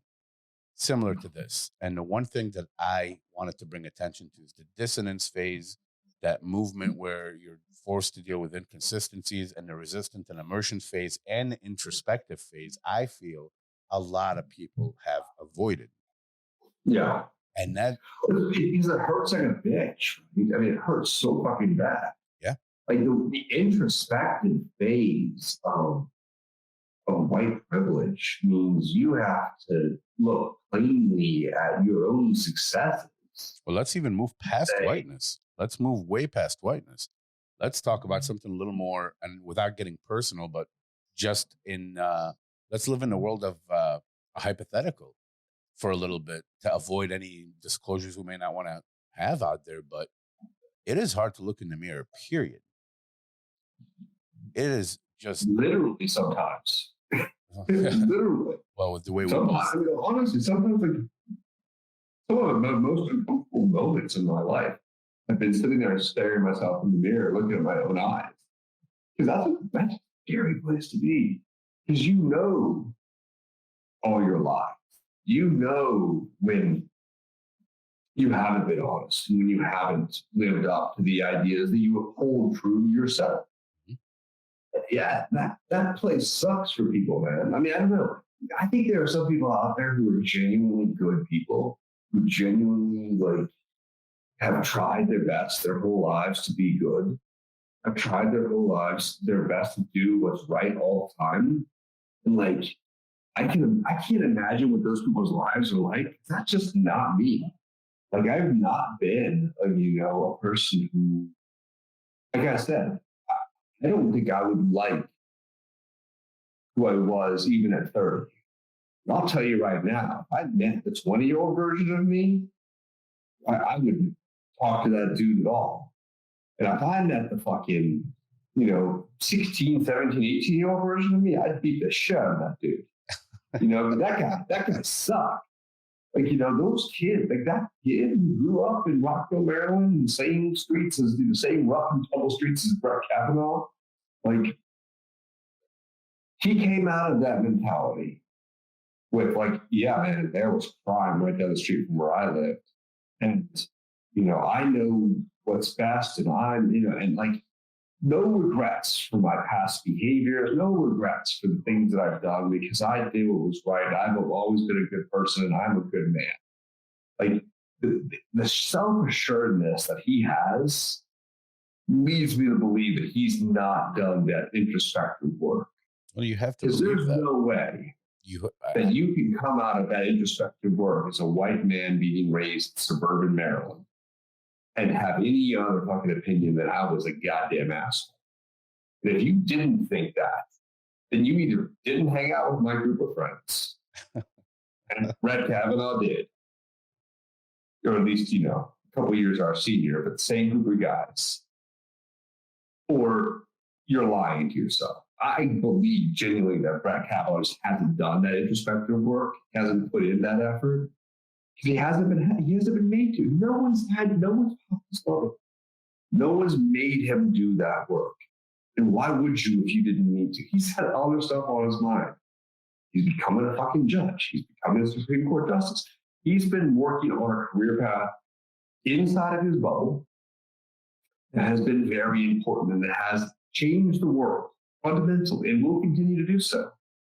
But it never forced him to look introspectively into issues of race, issues of fairness, issues of, women's rights and gender sexuality. He hasn't had to do that work. And the fucked up thing is when he sits on the Supreme Court, he'll sit on the Supreme Court as a white male who hasn't done that work. And when you get to a certain age, man, what are the odds of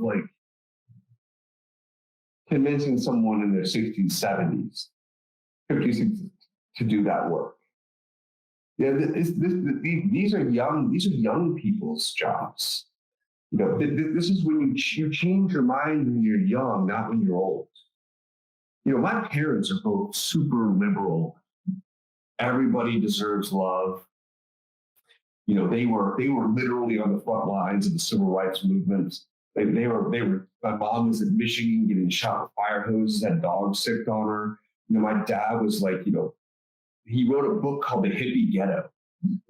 They were all about social justice and human rights. But as they had gotten older, they both have gotten very determined in their ways. And if I tell them, hey,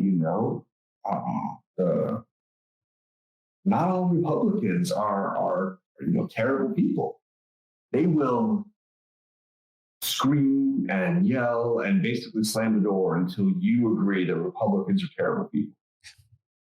And because seeing the other point of view and opening yourself up to change is really only possible when you're younger. The older you get, the less you want to believe that the things that you believed in the past were wrong, because it means you've lived most of your life the wrong way. And I think that's a fucked up space for us to be when we get older. You don't want to be 70 and looking back on your life and being like, I was an evil person. You just don't. And culturally, we change as a group, but it's the young people that drive this, man, in every culture. It's not, the old people do not drive cultural change.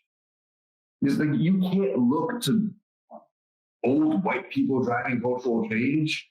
You can't look to old white men driving. I mean, this is the crazy thing about our culture, about our government. It's we have all old white men running the show. And we're about to choose between two more old white guys and expect different outcomes. So Joe Biden has a, slightly younger black female running with him. great, you know? Will it be different? You know, I don't know. And like, what happens to people like Clarence Thomas? You know, he's an old black dude. But does that make him better than old white dudes? Like, again, I don't know that whiteness as we can see it, like, which is really not about race, it's about colorism, which is something totally different than race. And you know, I'm sure, like, colorism is not the same thing as race. And it intersects with class in a very different way, where, like, Michael Jordan can be more white than like a poor, farmer in the Midwest, because of the intersectionality of their kind of class and wealth and privilege. But then it doesn't erase the fact that, like, Michael Jordan's father can be shot on the side of the road. Whereas, wealth and privilege don't protect you from the structural violence that's in our society, built up against, race. We see this all the time. But whiteness is a card that can be played in so many important and useful situations. Whiteness is a card that can be played when you're in trouble. Whiteness is a card that can be played when you need to dip into a social capital well that may not be your own.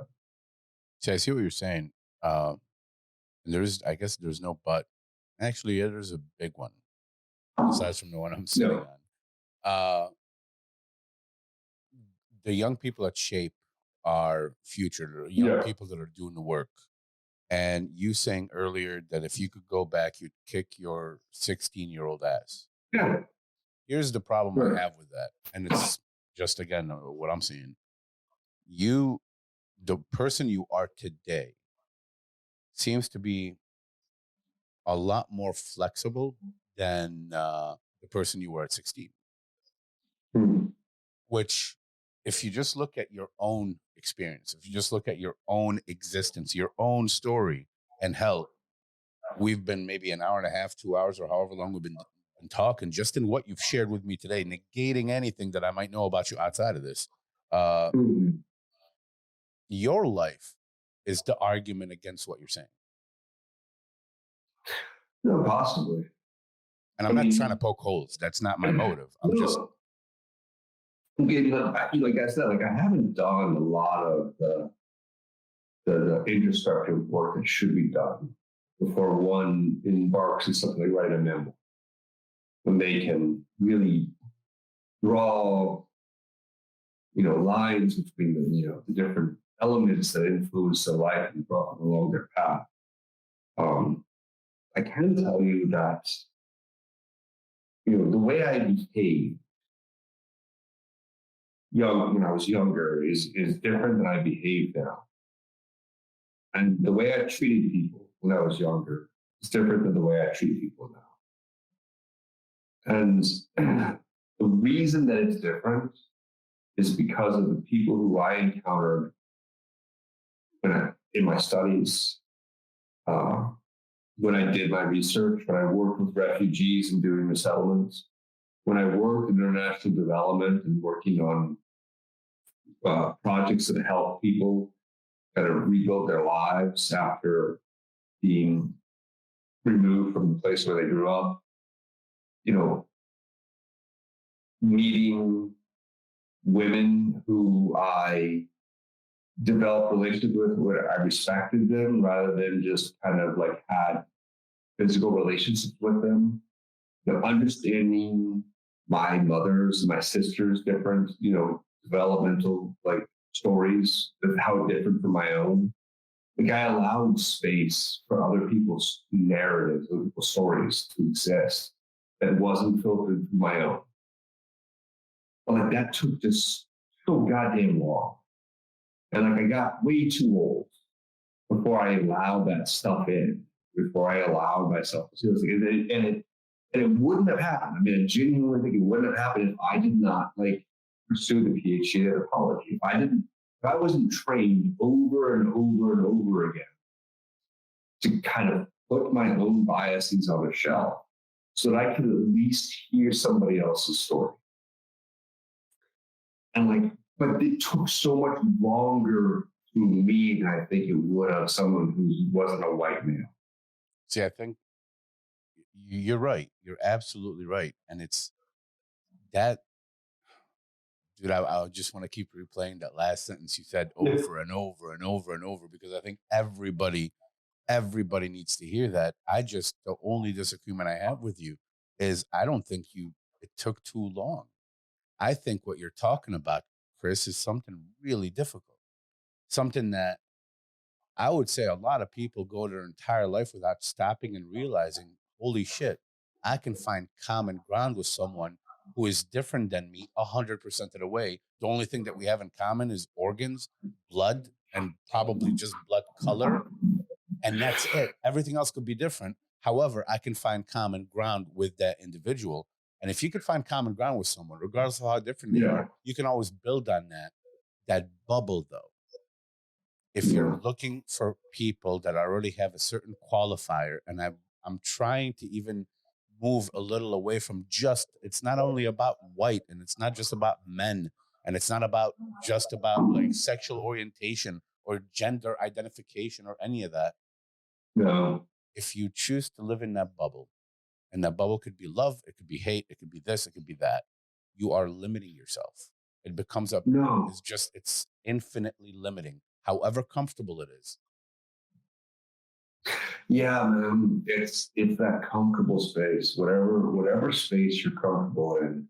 It's almost like, this weird, catch-22, right? You work your whole life to be comfortable.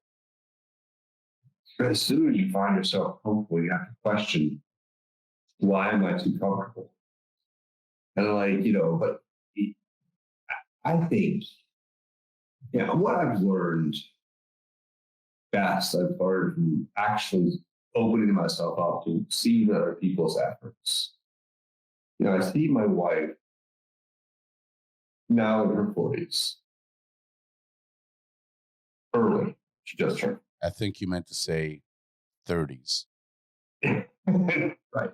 But I see her now doing things that are not easy for her. She's picking up the difficult books. She's delving into spaces that I think are really super uncomfortable, beyond how to be an anti-racist. She's reading books about the new Jim Crow. She's reading books about her own privilege. She's reading books about second wave feminism and how African American women were excluded from second wave feminism. She's digging into her own identity. She's picking at those scabs that we all know are going to bleed. But she's doing it in a really kind of fearless way, where she's just, shit, this is who I am. Holy crap, can you believe it? And we had, Omar, you and I had this conversation, I think last weekend, when we moved to North Carolina, and then it's school. We bought a house we love near a little lake, and we get to go play in our lake. And yes, of course, it's a fucking private lake, and yes, all this shit, but close to nature, which we like. But the schools aren't as great as we'd like. So most of the people in our little private community send their kids to private schools. And moving here, my wife and I both we're going to send our kids to private schools. It'll cost extra, but we have money. We have enough money to send our kids to school. And now that we've been here for a while during COVID, but also during the Black Lives Matter protests, also during this space where my wife has done this great growth. And also during the space where I've piggybacked on the growth. And I've been in these discussions with her, and I've been listening to podcasts like Nice White Parents, which I would recommend highly for anybody in your viewership. It's about this mentality of the parents are willing, that's why parents are willing to fight for public schools. They're willing to fight for equal money. But when it comes to sending their own kids to the school, the inner city school, the school with all the other Black kids, the school with all the Latinas, the Latinos, Latinxes, Latinxes, my apologies. They pull their kids out and put them in the private schools. And my wife turned to me and said, are we going to be those parents? And then you're like, what the fuck? Actually, do I send my kid to the school that's not as good? Because I have the means not to. And that's when the rubber hits the road, right? That's when the real shit, that's when your conviction comes up. Is it your conviction that public schools should receive the funding per pupil? Because when you pull your kid out in North Carolina, the funding goes with the kid. Uh-huh. So those dollars go away from the school that you're proposing to support. You're proposing to support. You're claiming your support of, but you're pulling the dollars out in North Carolina. So I pull my kid out and send them to the better school. We're going to do it. We're going to send our kids to the public school, because it is something we believe in. It is something we value. And and my kids are going to learn to value that shit because I'm going to teach them. And I think that's the thing is there's risk, but the reward outweighs the risk. But you have to you have to learn to look at it outside the bubble, not inside the bubble. And the inside the bubble thinking is, I got to watch out for my kids. I got to protect my kids. Who doesn't want to do the right thing for their own children? Who doesn't want to do that? Everybody wants to do that. Every fucking person wants to do that. I don't know. So this goes into a lot of it, Omar. It's just we struggle with this. I mean, human beings struggle with this. We have such short lives in which to enact change, and in which to change the trajectory of history, and we can only make so many, we can only impact so much. I'm not going to be president. I'm not going to be a Supreme Court justice. I'm not going to be in the Senate. I'm not going to make any big, important decisions that's going to change the world. Oh, you are. What I will do, go ahead. You are, and you did. It's what you were talking about. It's, do you send your kids to private or public school? And I think mine is the detail of private or public school. It's thinking about, and even just coming on this right now and talking about, well, wait a minute, I still at this age, after all the change, I still got to sit down and figure out how much am I willing to sacrifice? What's this going to cost me? And this does not just apply to white. In my opinion, my perspective is different than yours. My experience is different than yours. My experience is different than a Black person's or a woman. I got the experience being a majority. I got the experience living as a majority and then coming to the U.S. and living as a minority. That has given me kind of an objective lens to kind of sit on top of everything and just kind of observe it from a distance, where I've had to interact with it because I exist and I'm real. But at the same time, it just gave me the opportunity to be more empathic toward everybody. Yeah. And I never try to look at things as right or wrong, because who in the hell am I to judge it? I would say that definitely my moral code, there's some definite wrongs and there's some definite rights, and they're my opinions and I keep them to myself. And if I need to, if I get on the elevator with a white woman and nothing happens, but then when a Black person comes on the elevator and she holds her purse a little tight or whatever, I've been the type that will say something, except for I'm not going to say something in the sense of I'm going to kill you or I'm going to hurt you or I'm going to harm you. Right. It's understanding how to talk to people at a pace they can understand. And it's about finding a common ground. I personally, there are times where you have to act. You just have to say, fuck niceties. I don't have to be nice no more. I just got to stand up and do something. And there are other times where you could assess the situation, not emotionally react to it, and ask yourself, can I achieve the goal I want to achieve without completely turning the world upside down? And I'm not saying that's not in reference to any movement, protest, or anything that happened. I mean, what was it? Just yesterday, we lost Ruth Bader Ginsburg. Yeah. Mm-hmm. And I'm watching the reaction of what's going on, and I'm watching how people are reacting, and how I think it took 30 seconds, and I'm being extremely generous, before immediately I started hearing conversations about how fast is Trump going to act, how hypocritical Mitch McConnell is to this and that. I find you're jumping too much and too fast into reactionary politics and reactionary thing without even identifying how you feel about it. Because I know from my wife and some of the people that I know around here, there was a moment where it was like, damn, she stood for something as a woman. She did. And that's, oh man, dude, you're right. Dude, it's so nice to take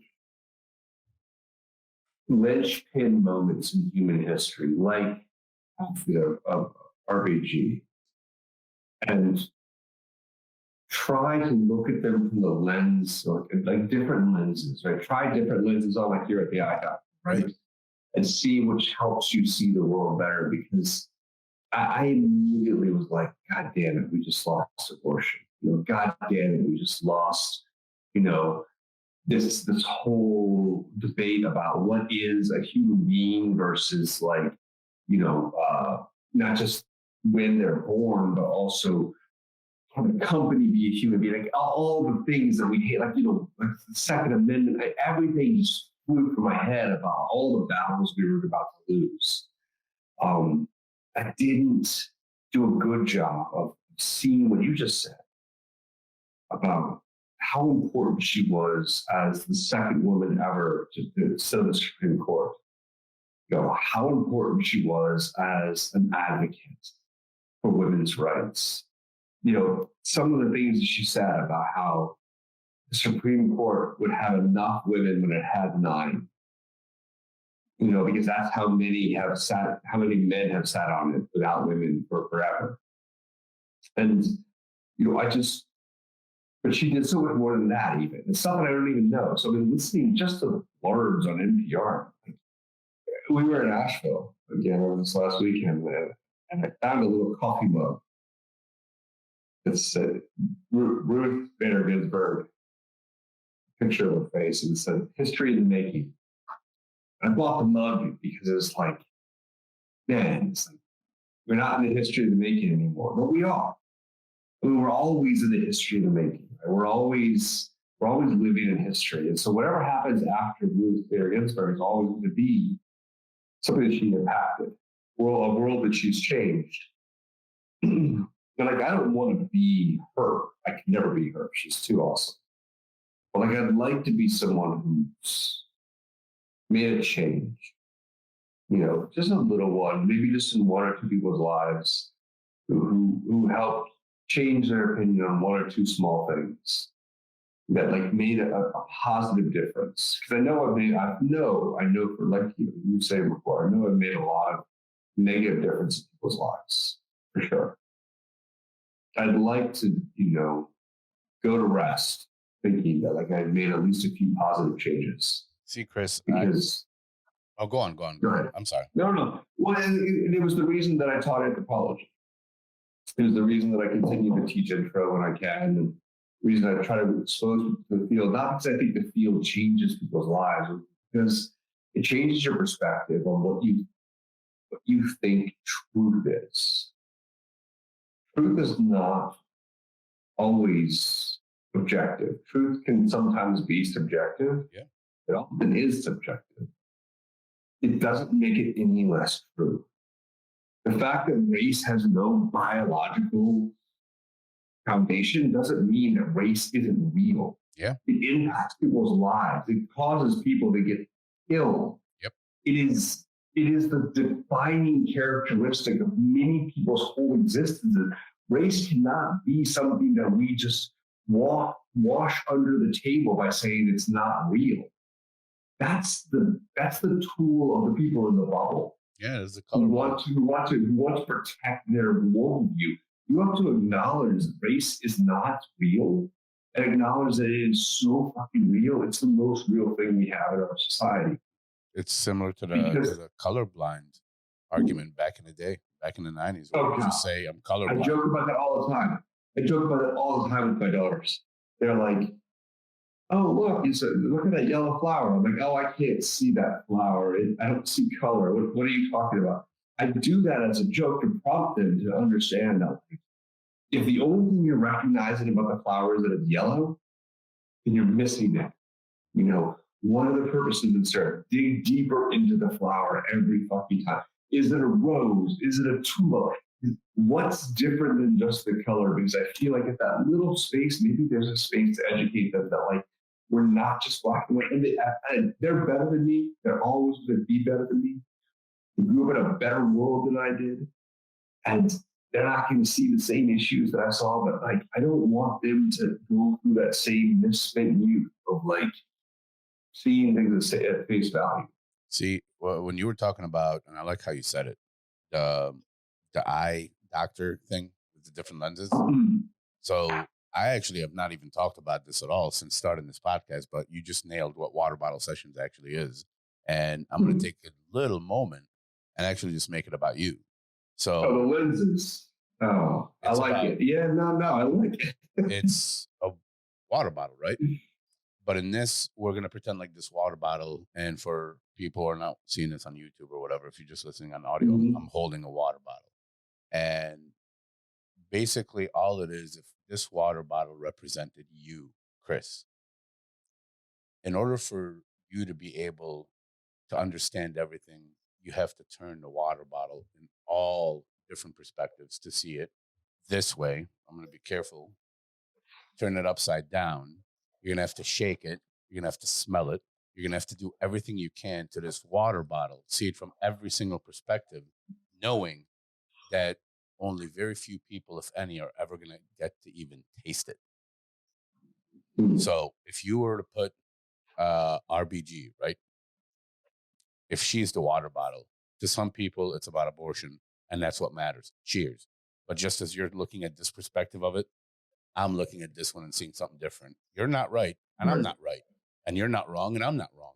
It's a matter of varying levels of perspective, and we can coexist. The important part is to be able to have a conversation about it. The important part is to be able to sit down across from each other. And this is why I hate the whole right and left argument. I definitely acknowledge its existence. I'm not saying that it doesn't exist. I see it. It's right in front of me. It's the concept of don't allow that to hinder you from being able to talk to someone. It's what you said earlier. Not all Republican people are racist. They're not bad people. If you're a Trump supporter, I don't think you're racist. I think maybe Trump has issues or policies. I may not understand it, but I'm willing to sit down and talk to you to help you make me understand what you see. And I can walk away without ever challenging it. That's fine. If we're both wanting to learn from each other, let's have the conversation. If not, cheers. It's fine. You know? I don't want, I love it. I mean, like, I really like the idea of the water bottle sessions. It makes a lot of sense. It mirrors, and I'm terrible pun. It mirrors it's better than a theory of my own, which has been derived from Plato's, like, the people in the cave, where the people don't ever see the real world. There's a fire, and behind them, it casts shadows on the wall, and they're looking at the wall as reality, but it's filtered through them and their own view. And I've always looked at that as like a mirror. Like, you don't see the world for what it is. You see it through a mirror reflected back to yourself. And you are the mirror. Yep. And you see the world reflected back through your own experiences. And each one of your life experiences is like a little shard of the mirror. Yep. I agree. And you put that mirror together throughout your whole life, whether it's big chunks that like cover a lot of stuff or little slivers that just are detailed, but you put this mirror together by which you see the world through your life experiences, and you only ever get to look through that mirror. You never get to turn around and see what's actually real. So even when you think you fucking figured it out, it's just you taking a big fucking sliver and adding it to your mirror. You're never actually looking at the world. So the trick is to grab as many pieces of your mirror from other places that you can. If you come up with these things on your own, or if they're just reflections of what you already believe, you're just seeing the world through something you've already seen. That you're already existing here. So like, it's a shit analogy. But I mean, like the idea of it is like, we're constantly building our own worldview. But the worst kind of worldview is when you just keep taking these big chunks of your own mirror that you already believe back on top of what you already think. And that goes back to everything that we started this whole conversation with, man, is in order for you to understand and even disclose, like to just be able to mention it. Oh man, I might have had a shit time at one point at school because I had an accent or because I didn't speak English as well as some other people. Even though I look like them, I'm born in America. I'm not born anywhere else. I got the same color passport, but because I speak like just being able to say that part of your story, to be able to fast forward and talk about when you were 16 years old and you decided to say fuck all to everything. And it was more important to be at a rave, just as it was important to go into that meeting with the professor saying, oh, I'm not going in anthropology. I'm basically out of courtesy and respect to my own family. I'm here. Outside of that, I'm going to go do my own thing.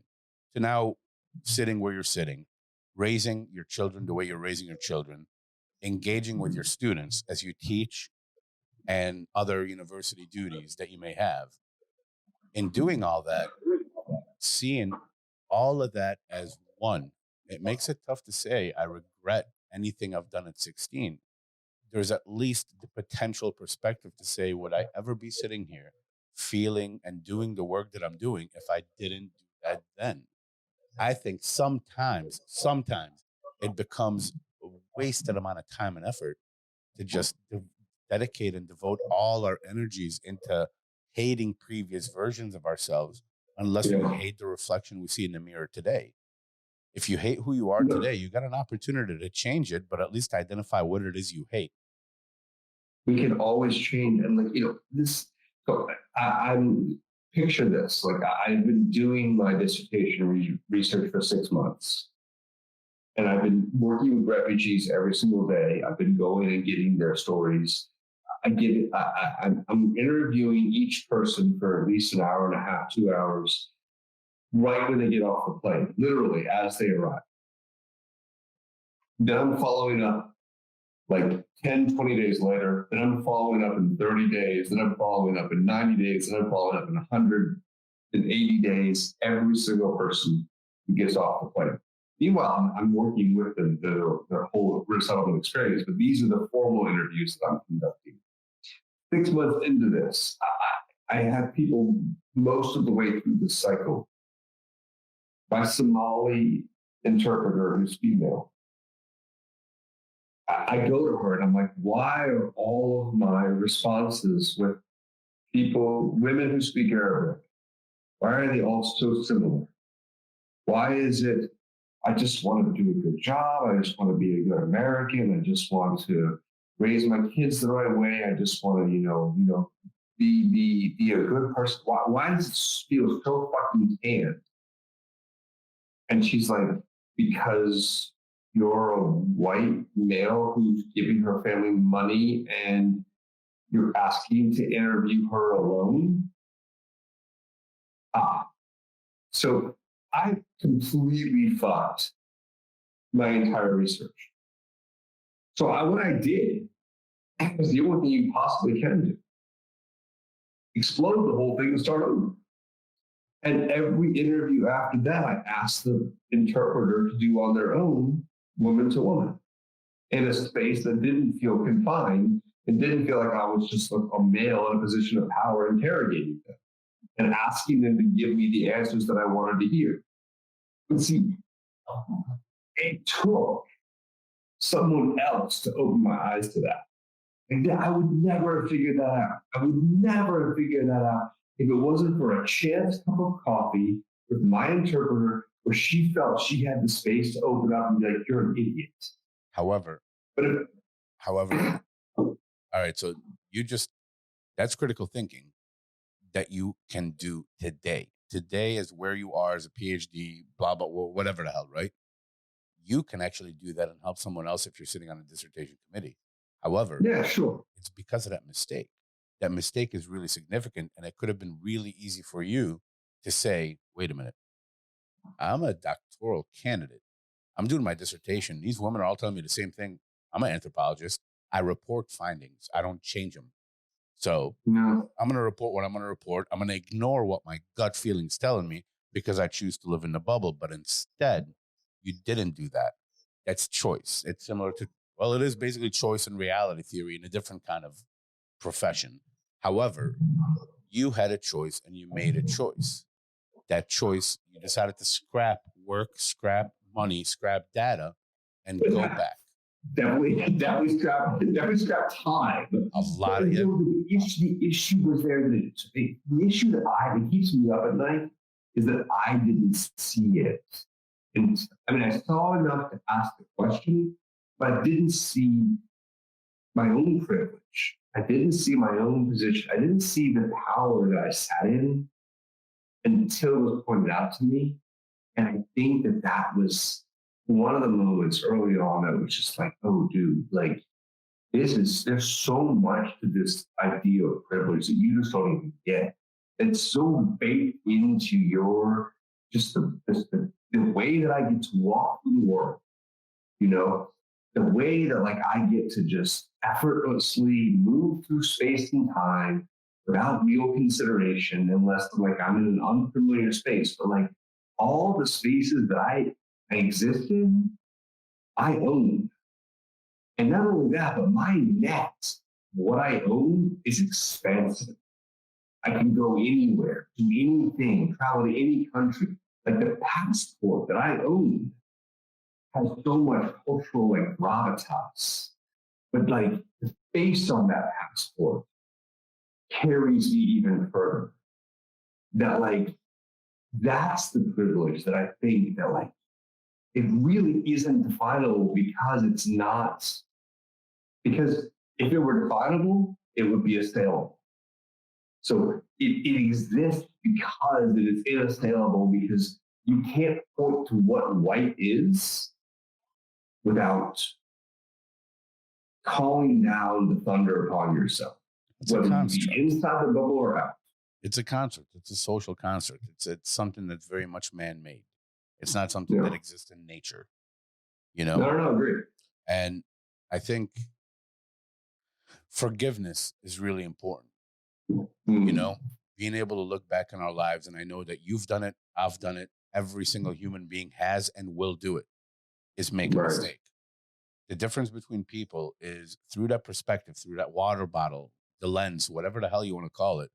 Yeah. If you can look back at a situation and understand the differing perspectives that actually exist and how and what they could mean and how can they impact not just you, but other people. So in a previous thing, we talked about Ed Snowden and his level of accountability and responsibility.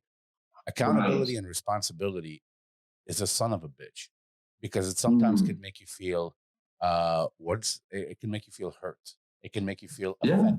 Yeah. And in my opinion, and this is my opinion, nobody is a shittier critic than self. So when I decide that I want to go hard on myself and say something negative about myself, I do not know how to let up. You know, I don't read my own room very well. So when I decide to say, Omar, you made a mistake, I go hard. And I think a lot of us as human beings do that, especially depending on the problem and depending on the issue that we're talking about. So if we can maybe forgive ourselves a little bit and understand that this is a growing process. And Chris, in about 10 years, maybe not that long, in 10 years, this podcast is going to be number one all over the world. It's going to be insane, right? And I'm going to be a huge celebrity. When that day comes. I'm super excited about that. I can't wait for that to happen. Dude, me too. I'll be sending a lot of stuff your way just because you helped, especially early on. However, I bet you if you and I sit down in 10 years, I guarantee you might, and I might, both refer to this sit down as something funny. As, oh, dude, can you believe when I was saying all this shit? Oh my God, yeah.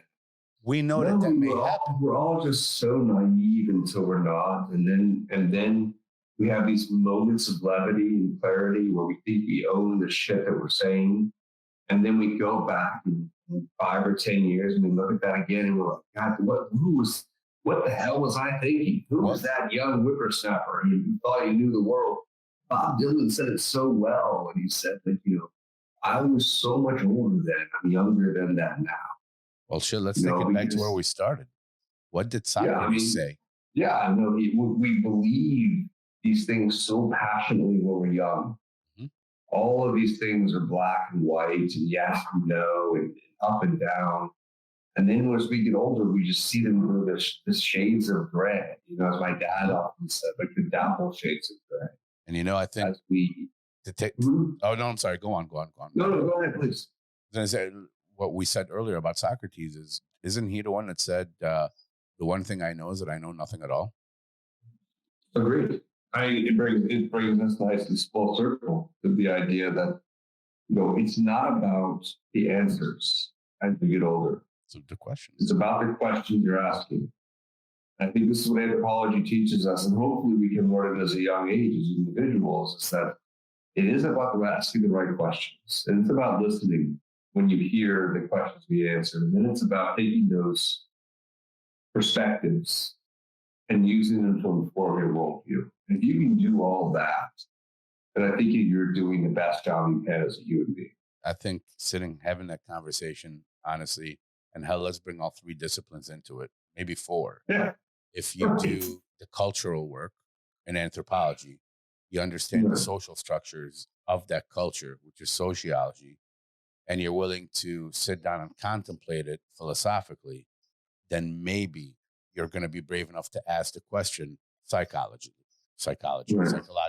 Wow.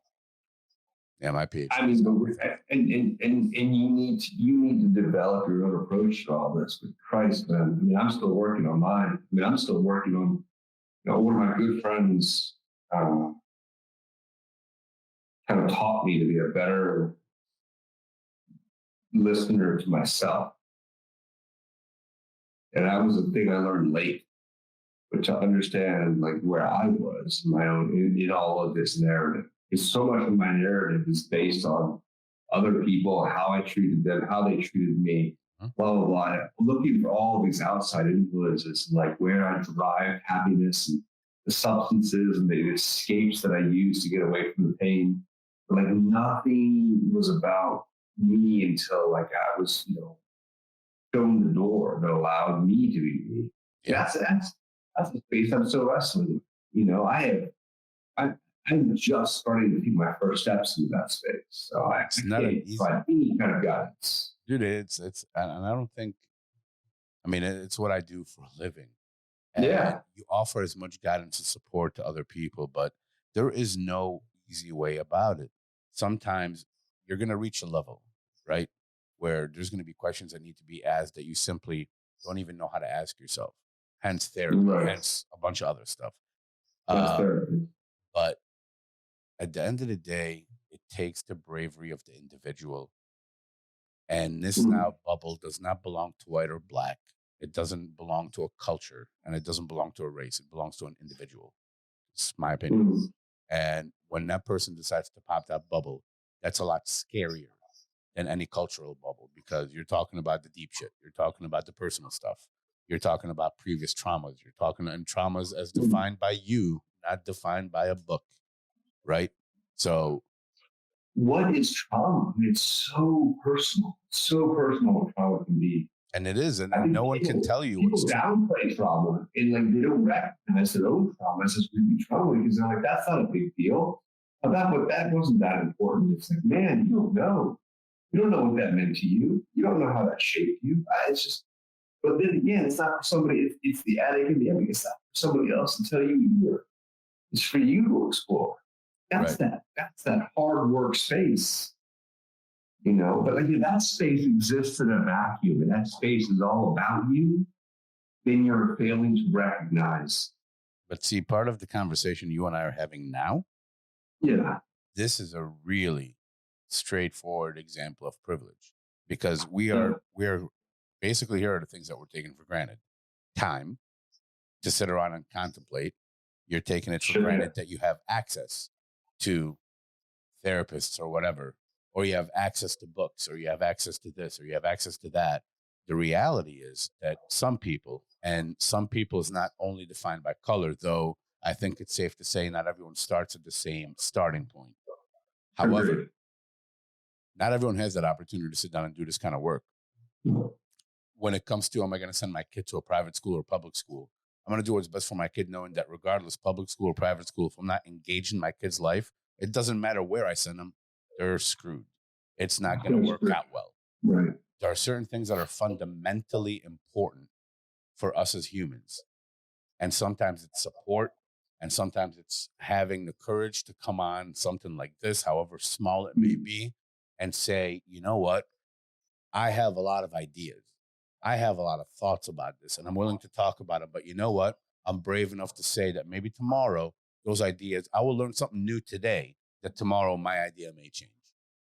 And that's a critical thing to 100%. Anything that I've said is only, again, representative of my current space and time. I mean, that's like I said, like I think in the beginning, I mentioned the fact that I'm always evolving, like, and not in like a necessarily always a healthy, good way. I'm just changing constantly because, even the grounding of my moral compass is shifted. The things that I thought were true have been undone, and things that I thought were false have been made true. And like, I've allowed myself to go down these different paths because like I feel like if I was more of a faith-based person, I'd have more of an anchor. I have more of a tethering point by saying, well, at least this is always true. Right. Because this is a tenet of my faith. Whereas those of us who are godless and faithless are like sometimes more willing to scuttle the whole endeavor and just say, screw it. Everything I thought was wrong. Right. But then again, I don't know that the agnostics or the atheists have it right any better than the diehard fundamentalists. I think maybe the Taoists have it better than the people of the Abrahamic religions. I don't know. All I know is that I, as a younger faith-driven individual, had more of it figured out than I, as an older, agnostic, has anything figured out. And I think that's the difference between the younger version of myself and the older. Again, man, it's that we're living. Yeah. Tomorrow we'll learn something new. It's just being open-minded, being willing to accept the lesson. Yeah. Being willing to listen to the interpreter or the translator telling you, well, I think, look at this. And being able to say, shit, I have an opportunity to let my ego and pride get the best of me, completely not allowing me to complete something ethically and morally proper according to the tenets of my field and the scientific method. Or I can put my pride and ego to the side for just long enough just to do the right thing. Yeah. And on that note, On that note, we can keep doing this forever. I think we're going to keep doing this. I'll be honest with you. I think we're going to keep these conversations going. 100%.